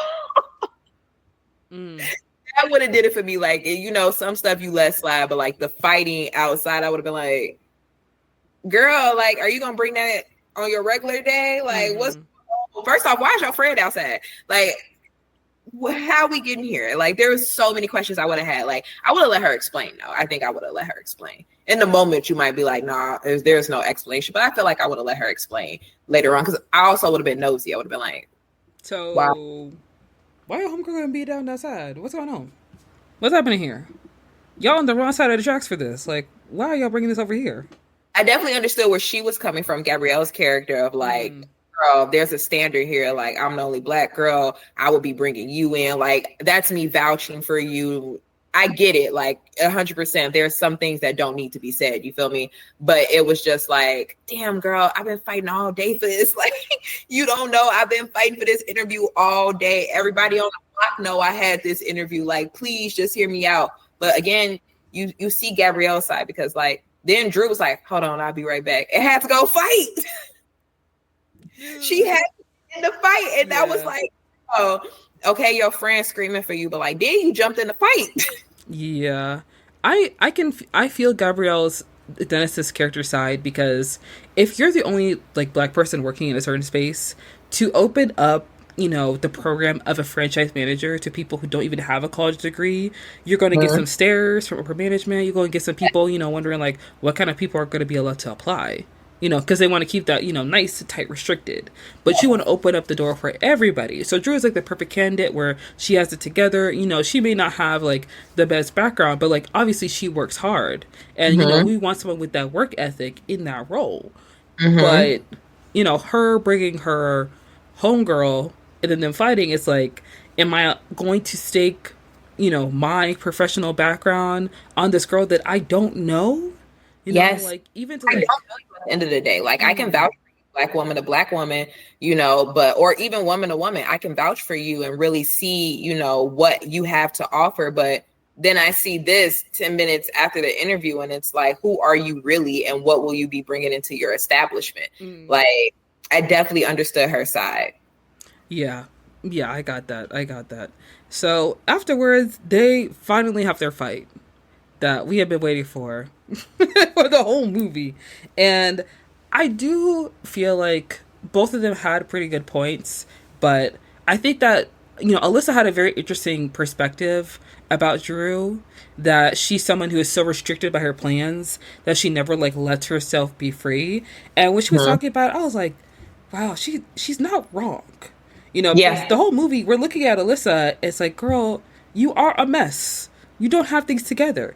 But she knows Dreux. Like, she's known Dreux for like 7 years. So, of course, she sees things about Dreux that we don't see. Of course, Alyssa's like the person in the movie who like clearly like has a more free form, you know, way of thinking, and a more free, you know, a free spirit in a way, which, you know, kind of translates to messy sometimes. And so Dreux seems to have it together, but she doesn't really have it together. And I think also Dreux had to have it together a little bit more because that is her best friend, and they did that decision to go through life together in terms of living together, paying bills together, and just cohabitating together overall. So I really feel like she had to, you know, be robotic in a sense, because if I don't have it together, I know you don't have it together, then where will we be as a whole? So like, I feel like she wasn't awarded that chance to be as free as Alyssa's character.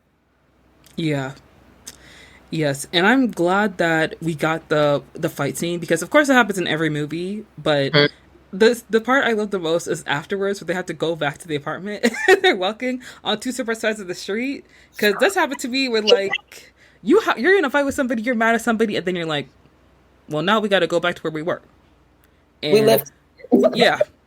Yeah. Yeah. And I feel like that's obviously something that like keeps you from like possibly having a fight or like really like hashing out your issues when like you have to be in the same space, you have to keep the peace, but at the same time it's like I can't have no peace because you Yeah. keep bringing me problems. And then in the middle of their argument, King Lolo calling, and it's like when SZA said, "We're here," I was like, "Girl, who is we? Like, what is a we? No, we're here. You went up there and got that. You lost our rent money. You had to go up there because you lost our rent money. Like, who is we?" And then we just had this argument. You right now, like, what are we talking about? I love how the movie is like, you know, it's not enough that they're about to get evicted. Now they finna die. Like, let's up the stakes a little bit more. Yes. Yes. Let's and then you can get to the part of their house turned on them at the perfect moment, because when that piece of roof fell on King Lolo, it's like, okay, all of this stuff that we've been going through and we've been paying bills through, you know, things not being fixed by our maintenance man or by our landlord. Finally, it came in clutch right when we needed it. Thank you for taking him out a little bit. Yes. Thank you. Something went right in his apartment for once. Yes. Yes. Also, Christian being in there with the candles. Sir, please go away. Please go away. No one wants you here. Buddy. Where did you get these candles? Where did you buy them? You spent some more of my money? Who gave you $30 for how'd you get in here? That's the thing I want to know. You still got a key. Oh my gosh. I remember when they went to hide into their old apartment and Krayshawn was there, I was like, wow. At that point, I would have lost it. I would have crashed out on him. As Drew's character, I would have crashed out. Yeah. I don't forget Alyssa. I'm crashing out immediately. Yeah. I have you in a place that I need you. I'm locking this door. I'm grabbing something. We're about to fight. Listen, no one's gonna move in here because it's gonna be a ghost in there. His name is Krayshawn. All right, you finna be living there forever now. And our stuff is on the side of the street. Like, yeah, we have a lot of stuff going on. And where were you? Where were your antennas when our stuff was getting moved to the side of the street, or when we had to move it back into the courtyard in order to have this party? Like, where have you been? You haven't even provided any assistance since you ruined my day. You've been no help at all. Just a nuisance. A thorn in my side at that. But I love the idea that they had to go to Maud Apatow's character and then to like throw the party, because SZA's paintings were actually very good. Like, Alyssa's paintings were good. And I think that a lot of times when like people are artists, and if they're not seen as like, you know, they have awards or like they're not like very well known, you want to downplay your work, but it just hasn't gotten out there yet. And I think that the idea of throwing a block party to sell your paintings is so interesting, and it's very insecure. It's very insecure. Issa, everything. She loved to throw a party. Yes. And even I caught the little insecure reference when they were at the Lone Place and they were like, "We got you." And I was like, that's Issa's voice. We got you. We're going to get you. That was her. And they got who they needed. Finally. Yes. But I love the party scene the most because I think that it's so just beautiful to see like all the characters together, because I think everybody who like lives in the apartment, they're all funny. You know, they're all interesting. A lot of times when you're watching a movie, it has a very large cast. You only see like one character every so often, but have that party scene, I feel like it gives you like that room for like improv, but also gives you that room to like, you know, play around, have a little bit of fun, you know. And I love that, of course, Maud Apatow, she invited all her boyfriends. Thank you, girl. And they're able to, you know, bring in that money and charge what they wanted to charge, like for real. Because when you live in community, oftentimes when you ask people for help, you know, you're just trying to make, you know, $5 out of 20 sometimes. And you're happy to get whatever you can get. But if there are people who can give without even having to think about it, then that's even better. And when you live in community, sometimes you might be a little scared to actually ask for what you really need, because you know the situation your community might be in. I don't know these white people she bringing in. I just know they got money. So come on in so we can spend that money. And not only are they selling the paintings, but everyone else is trying to sell something too, because, you know, they see the customers, they have the products, so let's get this money. Braid your hair. Yeah. Just real quick, girl. Just something cute. You know what I mean? That's sad. Yes. And I love that there's that one part where Keke is selling a painting to a guy, and he's like, "Oh, $500? That's nothing. Let me cash up you." And I'm like, I would have been like $650. "Sir, just to wrap it and ship it. Yeah, just like an extra, little something for the shipping. Yes, Yes. thank you so much. Thank you. Yeah. So then we have King Lolo, coming in, disturbing the peace, ruining the vibes. And in my mind, I was thinking, he's not going to shoot his gun here. There are white people here. He don't care. Oh, no, he didn't care. He don't care. He was a savage. Yeah. When he stepped out when they were running around the corner and he was like, I'm going to have fun with this. I'm like, these are women. What are we doing? Like, you're acting like these are men that you're going after. These are like, they didn't kill anybody on your squad. Like, they just put shoes down. Like, why are we going to this extreme? I didn't understand that part. I was like, this is so extreme, but also this is so real because, again, like I said earlier, it's the principle. Y'all went up there and took something that was mine, and now I have to hash it out in the way that I know possible. So, but luckily, in the end, he got caught. And I find it so funny that the payday loan people, they have cars, like cop cars. Like, oh, that part did it for me. Like the ending, I feel like the ending was perfect. I feel like I can't ask for anything more because to ask for something more would have ruined the film. It would have ruined the authenticity of the film. And again, they were in community the entire time because even the character that ended up being Keke Palmer's boyfriend that took her out in community, he not only is what you call maybe like a street dude, he's also a firefighter. He's also connected in the community. And then you have your community that are supporting the fact, like, nobody's snitching. Nobody's like, they did this happened. They like, landlord, you're going down. Like, we all know that this is your fault and all these fire hazards that you had going on. They were all focused on the right person. Like, nobody was like, oh, the girls did this. Like, again, that was being in community. Because the landlord was wrong. Okay, like, they need AC. The ceiling should not be falling. And if the apartment is on fire, all the apartments are going to burn. Like, they're put together with cardboard and tape. Sir, what's happening here? He didn't care, and it showed. So he got what he deserved in it. And yes, he did. Absolutely. It always drives me crazy when it's like, it's always like, I don't know how to say this. Immigrants who come to this country and they start making money and they start treating people worse than they were treated. You must be so bitter. What's going on? I'd be like, maybe you need it. Like, maybe in my head, I'd be like, they must really need it because, like, why are you being so mean to me like this? This is not right. That's not how your mama raised you. I know most of y'all are Catholic. This is not right. That is not the Catholic way. No, it's not. God would not approve of this. All right? Let them girls have 3 days to get their things together. Dang. A day. Stuff on the side of the road, same day. No games played. Who even helped you move that furniture? How did you do that? He did it by himself. What are we saying? He did it by himself. Which is crazy because when they moved in, he didn't give them any help moving to the apartment. No. He probably wasn't available. They probably couldn't find him. But when the first of the month come around, he's around. They can find him. Oh yeah, he's there. Him baking those cookies was probably the first time they had ever seen him do something nice because I even said, I was like, is he in an apron? Like, you don't need an apron. Yes. Yeah. He's showing up with those cookies. I was like, sir, that was a grown woman. Why does she want that? Those are not kids. He's showing that he's extra and he loves her and that all the things that white people love, he is trying to give. Yes. I found it absolutely funny when Krayshawn was talking to Mad Apatow at the end. I was like, little white girl, run. This is not what you want.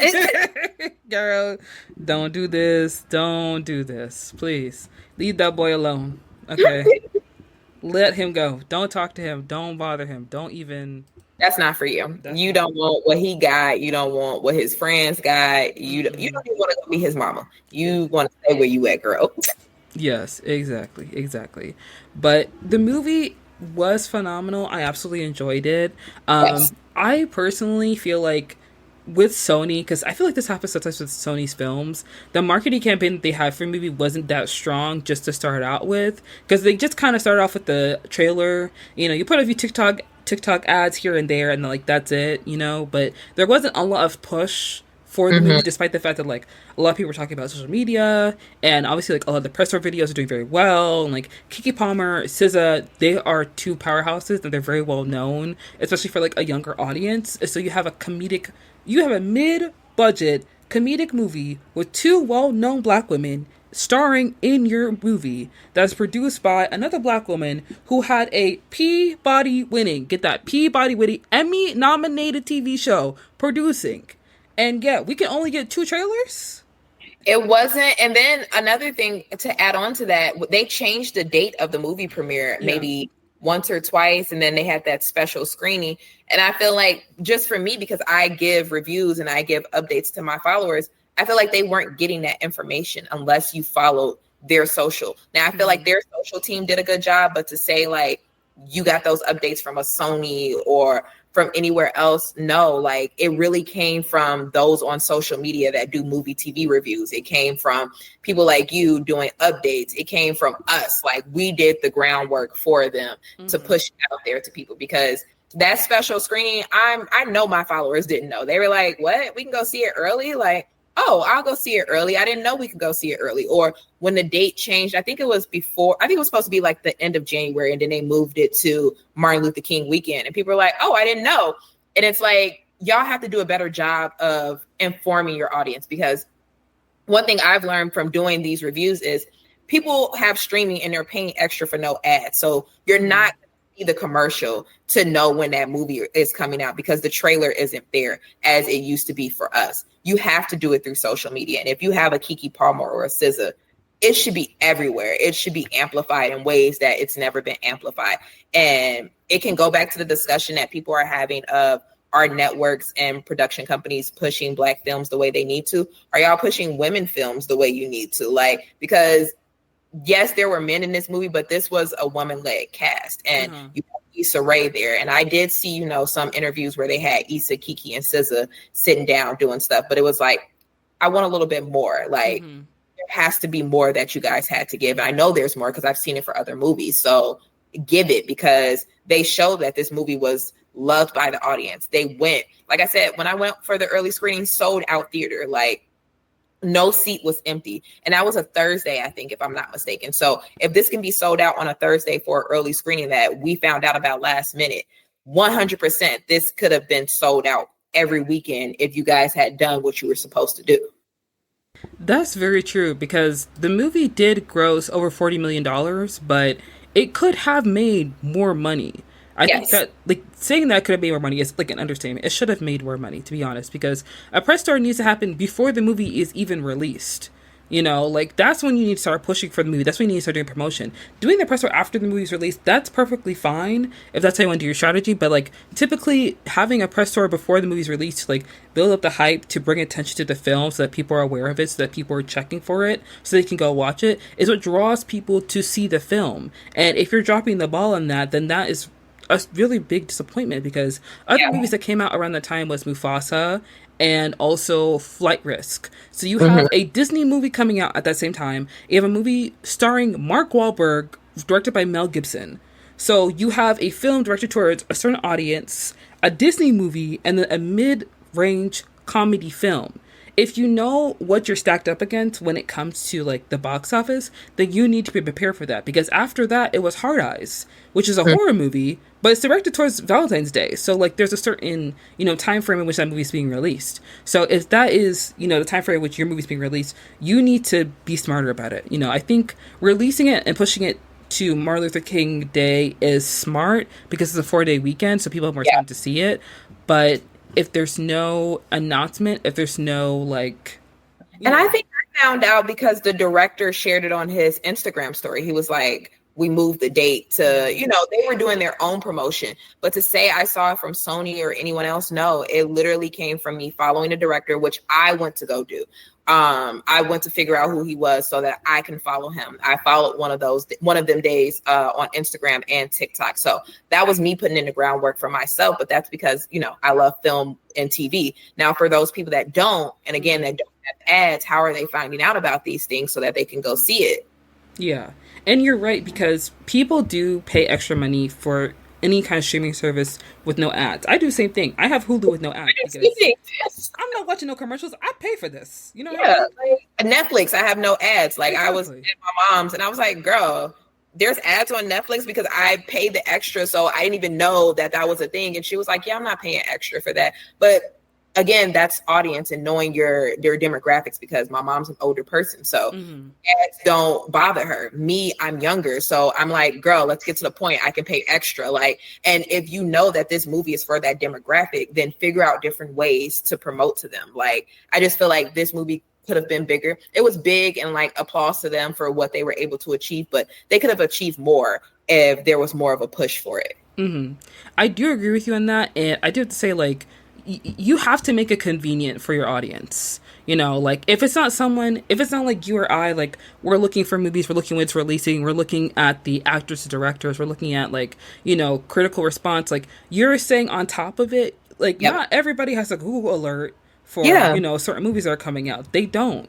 They look at what's playing now in the movie theater. They go to the movie, they watch the movie, they go home. Or they usually just stay home, or they wait for it to come on streaming, because now they're releasing movies, and a month later, it's on Amazon Prime, it's on Peacock, it's on Max, because people don't feel the need to go to movie theaters. Yeah. And then like what trailers are you putting? Because like, I'm not going to lie, I used to work at the movie. So I know there's like 20-minute previews. So for me, I may not always go for the trailers. So, and you have a lot that I'm starting to notice don't go for the trailers. They kind of trickle in once the movie starts. So boom, you've missed another time to target the ad towards them. So what's the other way? Like, I don't think I saw any one of them days posters in the theater. Like, I can't tell you if I remember seeing one. So it's just like, what are the touch points that we're making with the consumer audience to make sure that they know about this movie? Because unless you followed Keke Palmer or SZA, which is very niche to follow a Keke Palmer. Like we talked about, Black women have grown up with her. So of course we're following her, but where's the other audience that you want to attract? A lot of people don't follow Issa. Like that may be like a Black woman thing. Like, who knows? Are you looking at those demographics to see how you're going to promote this movie? Because if you're just relying on the back of Issa and Keke Palmer, they're amazing people. They have a big following, but it only goes to a certain demographic. You get me? Like, let's expand past that. And that's what Sony, that's what you're there for. Like, that's what you're supposed to do. You're supposed to elevate this to the next level. Yeah.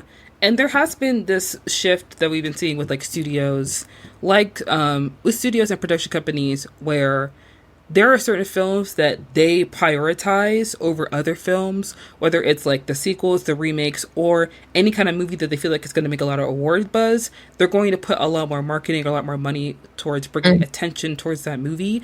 And their comedic films that come out, they're not really going to put that much attention towards it. So then you have people coming online saying that comedy's dead, there's no comedic movies, there's no comedy movies, like Marvel killed comedy. And that's not the case. There are comedic movies coming out. These production companies that people keep pitching to do not do the proper marketing research so that people know about these movies coming out. Because I remember when Bottoms was released, and I loved that movie, but it wasn't until it came out on Amazon Prime where people were really talking about it. Because I went to see Bottoms in theaters, I loved it, and I saw some people talking about it a little bit. It had a little bit of buzz, but once it was on streaming, that's when it took off, you know. And I thought for Bottoms too, like I feel like I only knew about it because I went to a special screening for it at the theater, and other than that, I don't think I saw anything for it. And I made the Stallion being in it was like the biggest thing that I saw, but in terms of promotion, I don't think I saw anything else for it. Now, also after seeing the movie, it was a little hard to probably try to explain what this movie's gonna be about. Yeah. And point. So that could have been, you know, a part of it in the marketing, trying to figure out how can we market this. But all I saw was Megan Thee Stallion. That was it. Like that was their driving force. Megan Thee Stallion wasn't in that movie. Are we talking about the same movie? Bottoms with Ayo Edebiri and Rachel Sennett. We're not talking about the same movie. No, I know what movie you're talking about. It's the. Is that Bottoms? This is not called Bottoms. It's called Dicks. It was that musical. That's what that is. Yeah. It was that musical. I'm like looking it up, like what movie? Yes, Dicks the musical. Yes. That movie. Well, I'm on Dicks. Yeah. Bottoms, that's a whole different. Yeah. But Dicks, I didn't see any promotion other than Megan Thee Stallion promoting it. And I think that movie, it did not make a lot of money in the box office, which is weird because it did have a pretty strong cast. I think Matthew Broderick, Bowen Yang was in it. Also, like, if you have Megan Thee Stallion in your movie, you need to, like, you need to be doing press. That movie was chaotic. People were spitting in mouths. That movie was chaotic. Like, I don't know how to explain that movie to people without telling them what happens in the movie. So I'm not gonna lie, I did see the trailer. I watched the trailer all the way through, and I was like, this looks like a very A24 movie. So it may be too A24 for me. You know what I mean? The ending is crazy, like, and not crazy for those that have seen it, not crazy in ways that people would think, but like crazy. How did we get here? Yeah. How did we get here? And I think that in the same conversation we were having with the movie feeling so young because of the people that are like behind the film, you know, writing it, producing it, you also need people at these studios who are in these like marketing rooms, you know, like that understand what audience want to see. And like if you want young people to like watch your movies, you need a younger person. And if you have people in those marketing rooms, make sure the person that's leading the marketing team understands and accepts what the younger team member is bringing, because you might think you know something, but obviously it's not working, and that younger team member probably knows what they're talking about and can assist in ways that you'll never know. Yeah. And the problem is that there are some studios that have like fired some of their marketing teams because they want to rely on influencers to like push their movies, or they want to rely on actors to be the draw for their films, which works sometimes, but that isn't always going to be the case. Like sometimes you have to do some legwork. Yeah, you need a marketing team. You need people that are going to be immersing themselves and making sure that they know everything. Like even check out Wicked. Like I feel like perfect example. Wicked was everywhere. Was everything they did necessary? Absolutely not. Why are you in every grocery aisle in the store? But it reminded me, oh, Wicked's coming out. Oh, Wicked now. Or Ariana Grande's in it. Like I knew every cast member because every cast member was on some type of cereal box, Rice Krispie treat, drink, something. Like they were everywhere. So I feel like when people say marketing teams aren't needed, look at the Wicked marketing. Like that is a prime example of it works. Yeah. And even to use Wicked as an example, sometimes you don't have to do all that Wicked did for marketing, but you need to do something. Yes. You know, people need to know this movie's coming out. Yes, like they had they had a collaboration with everybody. It was like they took over, and part 2 is coming, so I know another round of collaborations is coming. Yep. I loved Wicked. I'm not gonna lie, like loved it. I'm excited for Good because I love the musical, so I kind of already know what's gonna happen. So when For Good comes out, I'm ready. I'm ready for. I will play one more time. I want to go see it so I can refresh my memory, and then boom, be right up in the theater, ready. Yes, that's a slave him. When she said that in the interview, I was like, Keke, girl. She was like, oh, what? She did it so perfectly too. I was like, perfect pitch. Okay, go off, queen. Yes. Oh my gosh. Yeah. But do you have any final thoughts about One of Them Days? Everyone should go see One of Them Days because it is a great movie. At some points, you are going to want to fight Alyssa. However, if you go see this with your girls and you don't have a conversation after of not even girl, you this, you that, just about friendship and just about relating to moments of brokenness, then I don't know what type of life you live in, because we are in the world and everybody should have experienced something from this movie to have a conversation with their friends and family. It's on Prime Video right now. You're available to rent it for $9.99. So I highly recommend seeing it, because I don't know if it's in theaters anymore. So I don't want to say go see it in theaters, but it might be still in theaters, but like it's select, you know. Okay, yeah. So please watch it because it's hilarious. I know when I made a video, a lot of people were like, I don't want to see anything about Friday. I don't want to see anything about girls being broke. I don't want to see. And it's not about that. It's about so much more. Yes, they're broke, but like That is real life. Like, I don't understand why people are like, I don't want to see a movie about people struggling. That is real life. Like, even if you have money, people are struggling right now. Yes. And this is a comedy that shows a realistic side to it. And I really feel like it deserves more. Mm-hmm. So if you're out there and you haven't watched it, please go watch it. If you've seen it already, go watch it again, because you might have missed something. Yeah. You might have been like me and been too mad at Alyssa that you see she's actually a good person. Yes. Yes, exactly. And I do want to say, people who say things like, oh, I don't want to see a movie about this or that, like, what do you want to see the movies? What do you want to watch? What's the movie supposed to be about? Because some of y'all keep rewatching the same shows over and over again. Y'all don't watch nothing new. That's the problem. They don't want to see nothing new. That's the issue. You're right.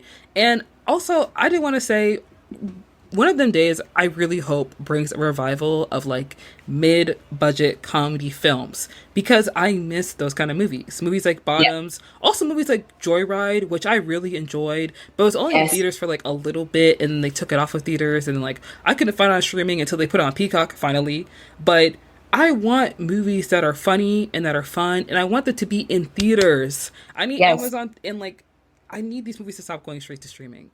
I can't stand it. Like, please leave movies in theaters longer. Like, people who are at home that I don't want to go to the movie, unless you're like elderly or something. Like, and I understand, but like a regular person, no, take your ass to the movies. And if you can't go to the movies or you don't want to, then wait. Like, wait like we used to. Wait till it comes to Blu-ray and DVD. Like, you'll be fine.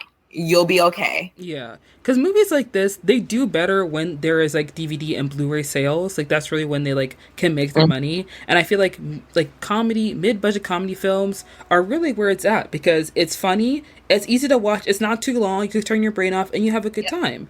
And I know like people are busy, people have work, people have kids, like all that stuff. Like, when I went to go see one of them days, there was a lady there with 3 kids, and I was like, ma'am, I get it. You know, you can't find a sitter for an hour and a half, but that kid is sitting in my seat. He gotta move. He gotta move. I pay for that seat. I know you didn't pay for that seat, because there are 3 kids here. I see. Move out my damn seat. Please. I'm not gonna touch your baby, but he gotta go. But I just want so badly for like these kind of movies to come back to theaters. I want there to be like a revival of these movies, and I want more people to pitch these films to studios to say, you know what, let's make this movie, because you know what, it is a lot cheaper to make 5 one of them days than just one Mufasa. Okay? And I want people to start taking things so serious. You take the fun out of the movie and the creation and the creative process that it takes to create these movies, because when people are just simplifying it and being like, oh, I don't want to go see a movie about somebody struggling, I don't want to go see, you are taking away the essence of the story, because them having to struggle is a part of the story. But also, again, back to what you said, what the hell do y'all want to see a movie about? Like, there has to be a plot. There has to be something that goes wrong. Like, you don't want to see that we talked about Tyler Perry. You don't want to see certain things that maybe Tyler Perry does. Okay, so what do you want to see? You don't want to see somebody be broke. So what do you want to see? Some people say I remember when COVID happened and Grey's Anatomy did their COVID stuff. They were like, I don't want to see that. This is a medical situation on a medical drama. What do you want to see? What is it that you want? Why wouldn't they cover COVID, a medical drama that's taking place? Why wouldn't they cover that on a TV show about medical issues? Like, the correlation's there. Like, it aligns, guys. Like, I don't know what you want, but hey, be bored. Sit at home then. Oh my God. I mean, that is true. Like, when I think it was 638 came out, like, people are like, oh, I don't want to see a movie about like civil rights or anything like that. And it's like, it's a good movie, but okay, you don't want to see a movie about civil rights, you don't want to see a movie about slaves, you don't want to see a movie about people being broke, you don't want to see a movie about people being messy, you don't want to see a movie about people being in jail, you don't want to see a movie that is, you know, an artistic film. What do you want to watch? Because some people, y'all don't like musicals. They didn't like Wicked because it was a musical. I don't like singing. I don't want dancing. What do you want? What do you want? What do you want? What do you want to watch? Answer quick, since you know what you want. Answer quick. Don't say I don't know. You supposed to know what you want, since you don't want a long list of things. What do you want? What do you want the movie to be about? You can't keep rewatching Living Single. We have to do something else. What do you want? Please. Let us know quickly. Historic pieces. Like, of course, we're going to make a historic piece movie because you're not going to read this book. So what do you want? What do you want? I have to educate you some type of way. What do you want? You don't want sequels, you don't want remakes, you don't want new movies. So,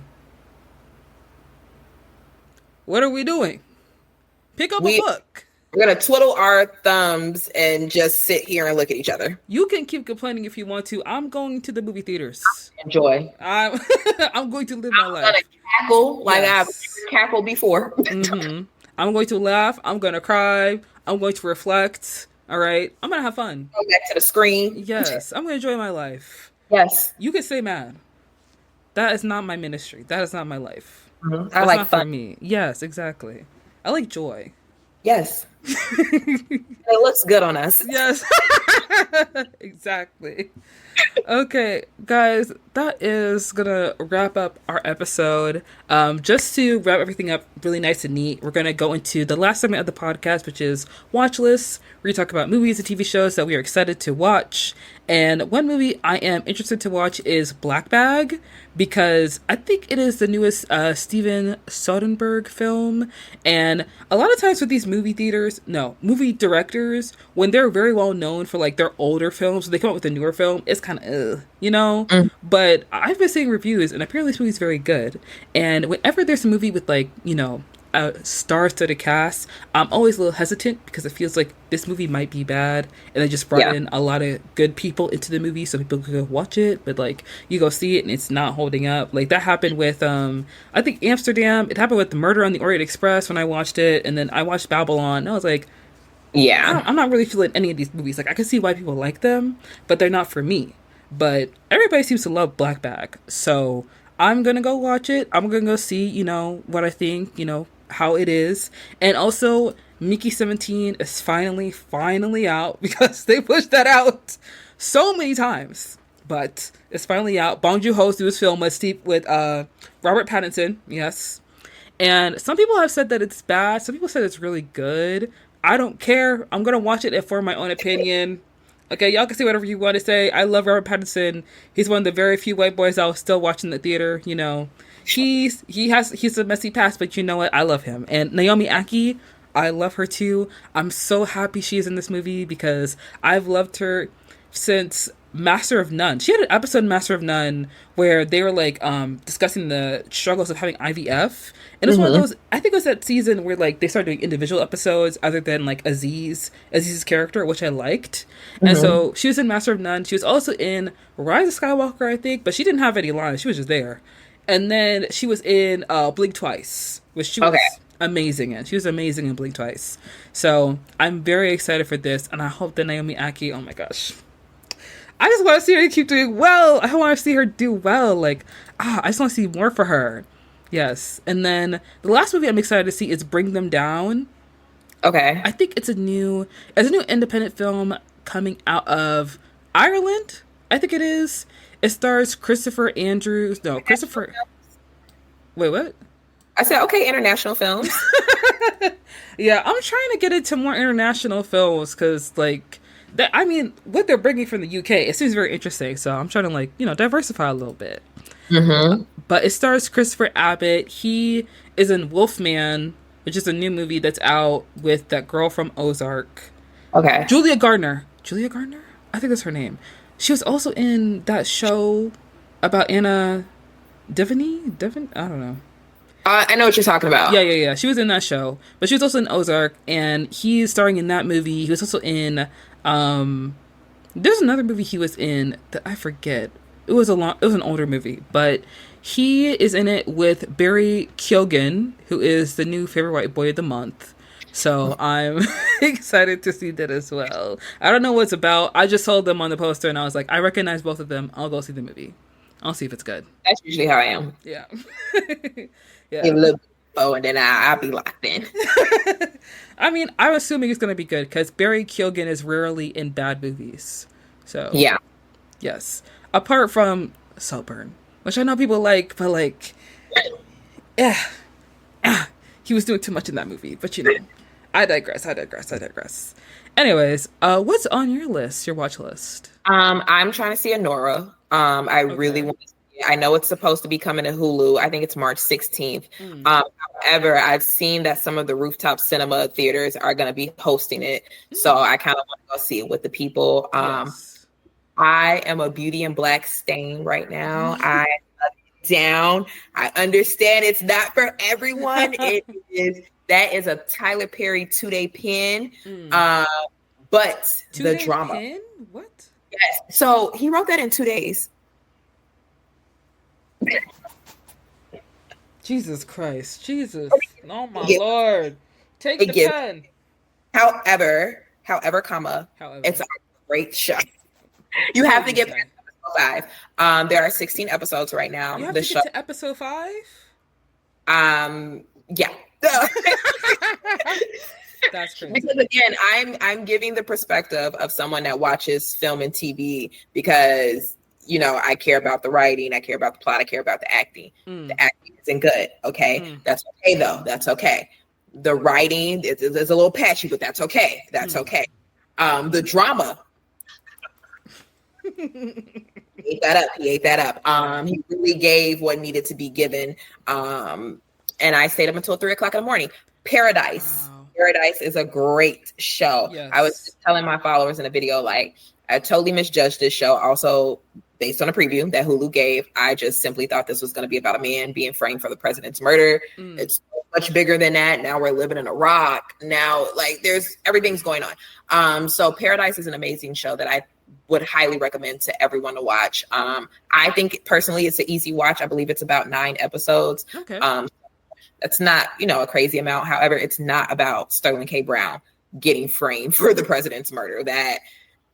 Take that out your mind. That it's so much more to it. And I think the climate of the world that we live in, sometimes you can be like, oh, that's how that's going to happen. Yeah. So it take your mind there sometimes. So if you're one of those people that don't want to do that because you don't know what you want to watch, like we just talked about, I don't recommend. But if you're one of those people that like to escape and think, what would I do? How would I handle this situation? 100% watch the show. It's a great show. Okay. I actually watched the trailer for it and I am interested in it because first of all, I love Sterling K. Brown. I am so happy he's in a lead role because he deserves. He did amazing. Like his acting is, and just everything that unravels for the show and what you learn and how they do it and how they pull pieces together from the first episode to the last episode. Excellent. I do want to say Sterling K. Brown is one of those actors who has been in the industry for decades. Like, he has been doing it for years. I remember the first time I saw him, it was in a throwaway Supernatural episode. So when I saw him on This Is Us, I was like, I recognized him instantly. And I was like, Randall did great. Randall is not crying no more. Randall's making moves. Crying. He's not calling his brother that doesn't love him as much as his mom. Oh my God. He's not calling Kev no more. Oh my God. Thank God he can live without having to call Kev. Thank goodness. And I'm so happy for him because he really is someone who is like a genuine spirit. He is an amazing actor. I see him as like someone that I want to become like a really strong leading man. In the same way that, you look to Denzel, you look to Will Smith, you look to Samuel L. Jackson, they are the actors that people know, like the black actors. So I really do want... will be up there with the greats, I know. Yes, and I'm excited to watch Paradise because it kind of reminded me of The Night Agent on Netflix. Okay, so it's like that. Look, I can't tell you anything. Okay. I can't tell you anything. Right. I do know season 2 of that show came out, so I have to catch up on that, but... I am planning on watching Paradise. Message me after you watch Paradise. Okay.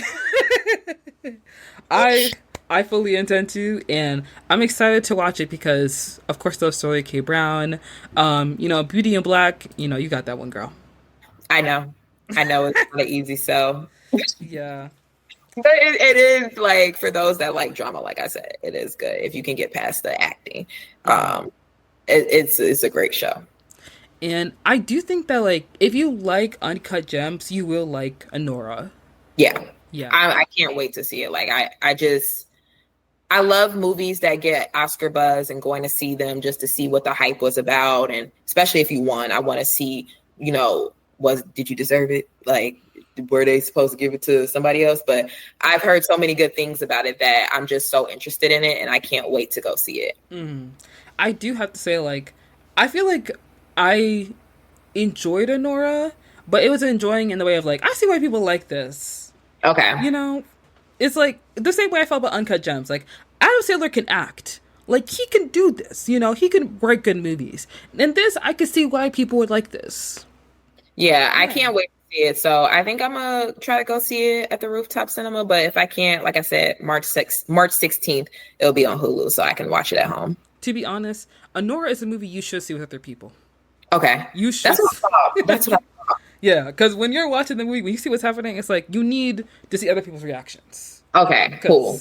I watched it by myself at home, and I was like, oh.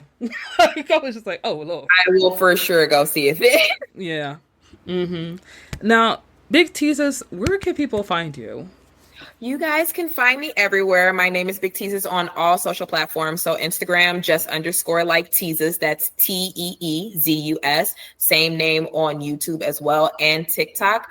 And you can find me for all of your movie, TV show, documentary, and WWE views, as well as pop culture, and of course, red carpet season. Whenever red carpet season, if Coleman Domingo's there, I'm there. Mm-hmm. So make sure you follow me. It was a pleasure to be here. Thank you so much. I can't say thank you enough for inviting me back on the show. I love being able to chat with you. And just talk about all the stuff that we've been meaning to watch. Yes. Thank you so much, Big Teezus, for coming back on. Guys, all her links will be in the description down below. Go follow her everywhere that she is, especially on TikTok. Go follow her TikTok, like everything, favorite it. You already know what to do. Guys, don't forget to follow us on all our social media, on TikTok, Instagram, follow us on Patreon, subscribe to the YouTube, check us on Twitter, Blue Sky, and don't forget to tell your friends and family about your new favorite podcast. I've been meaning to watch that. I'm your host, Monica. And I'll see you guys next week with a new topic, new guests, like we do every single week. Bye. Bye.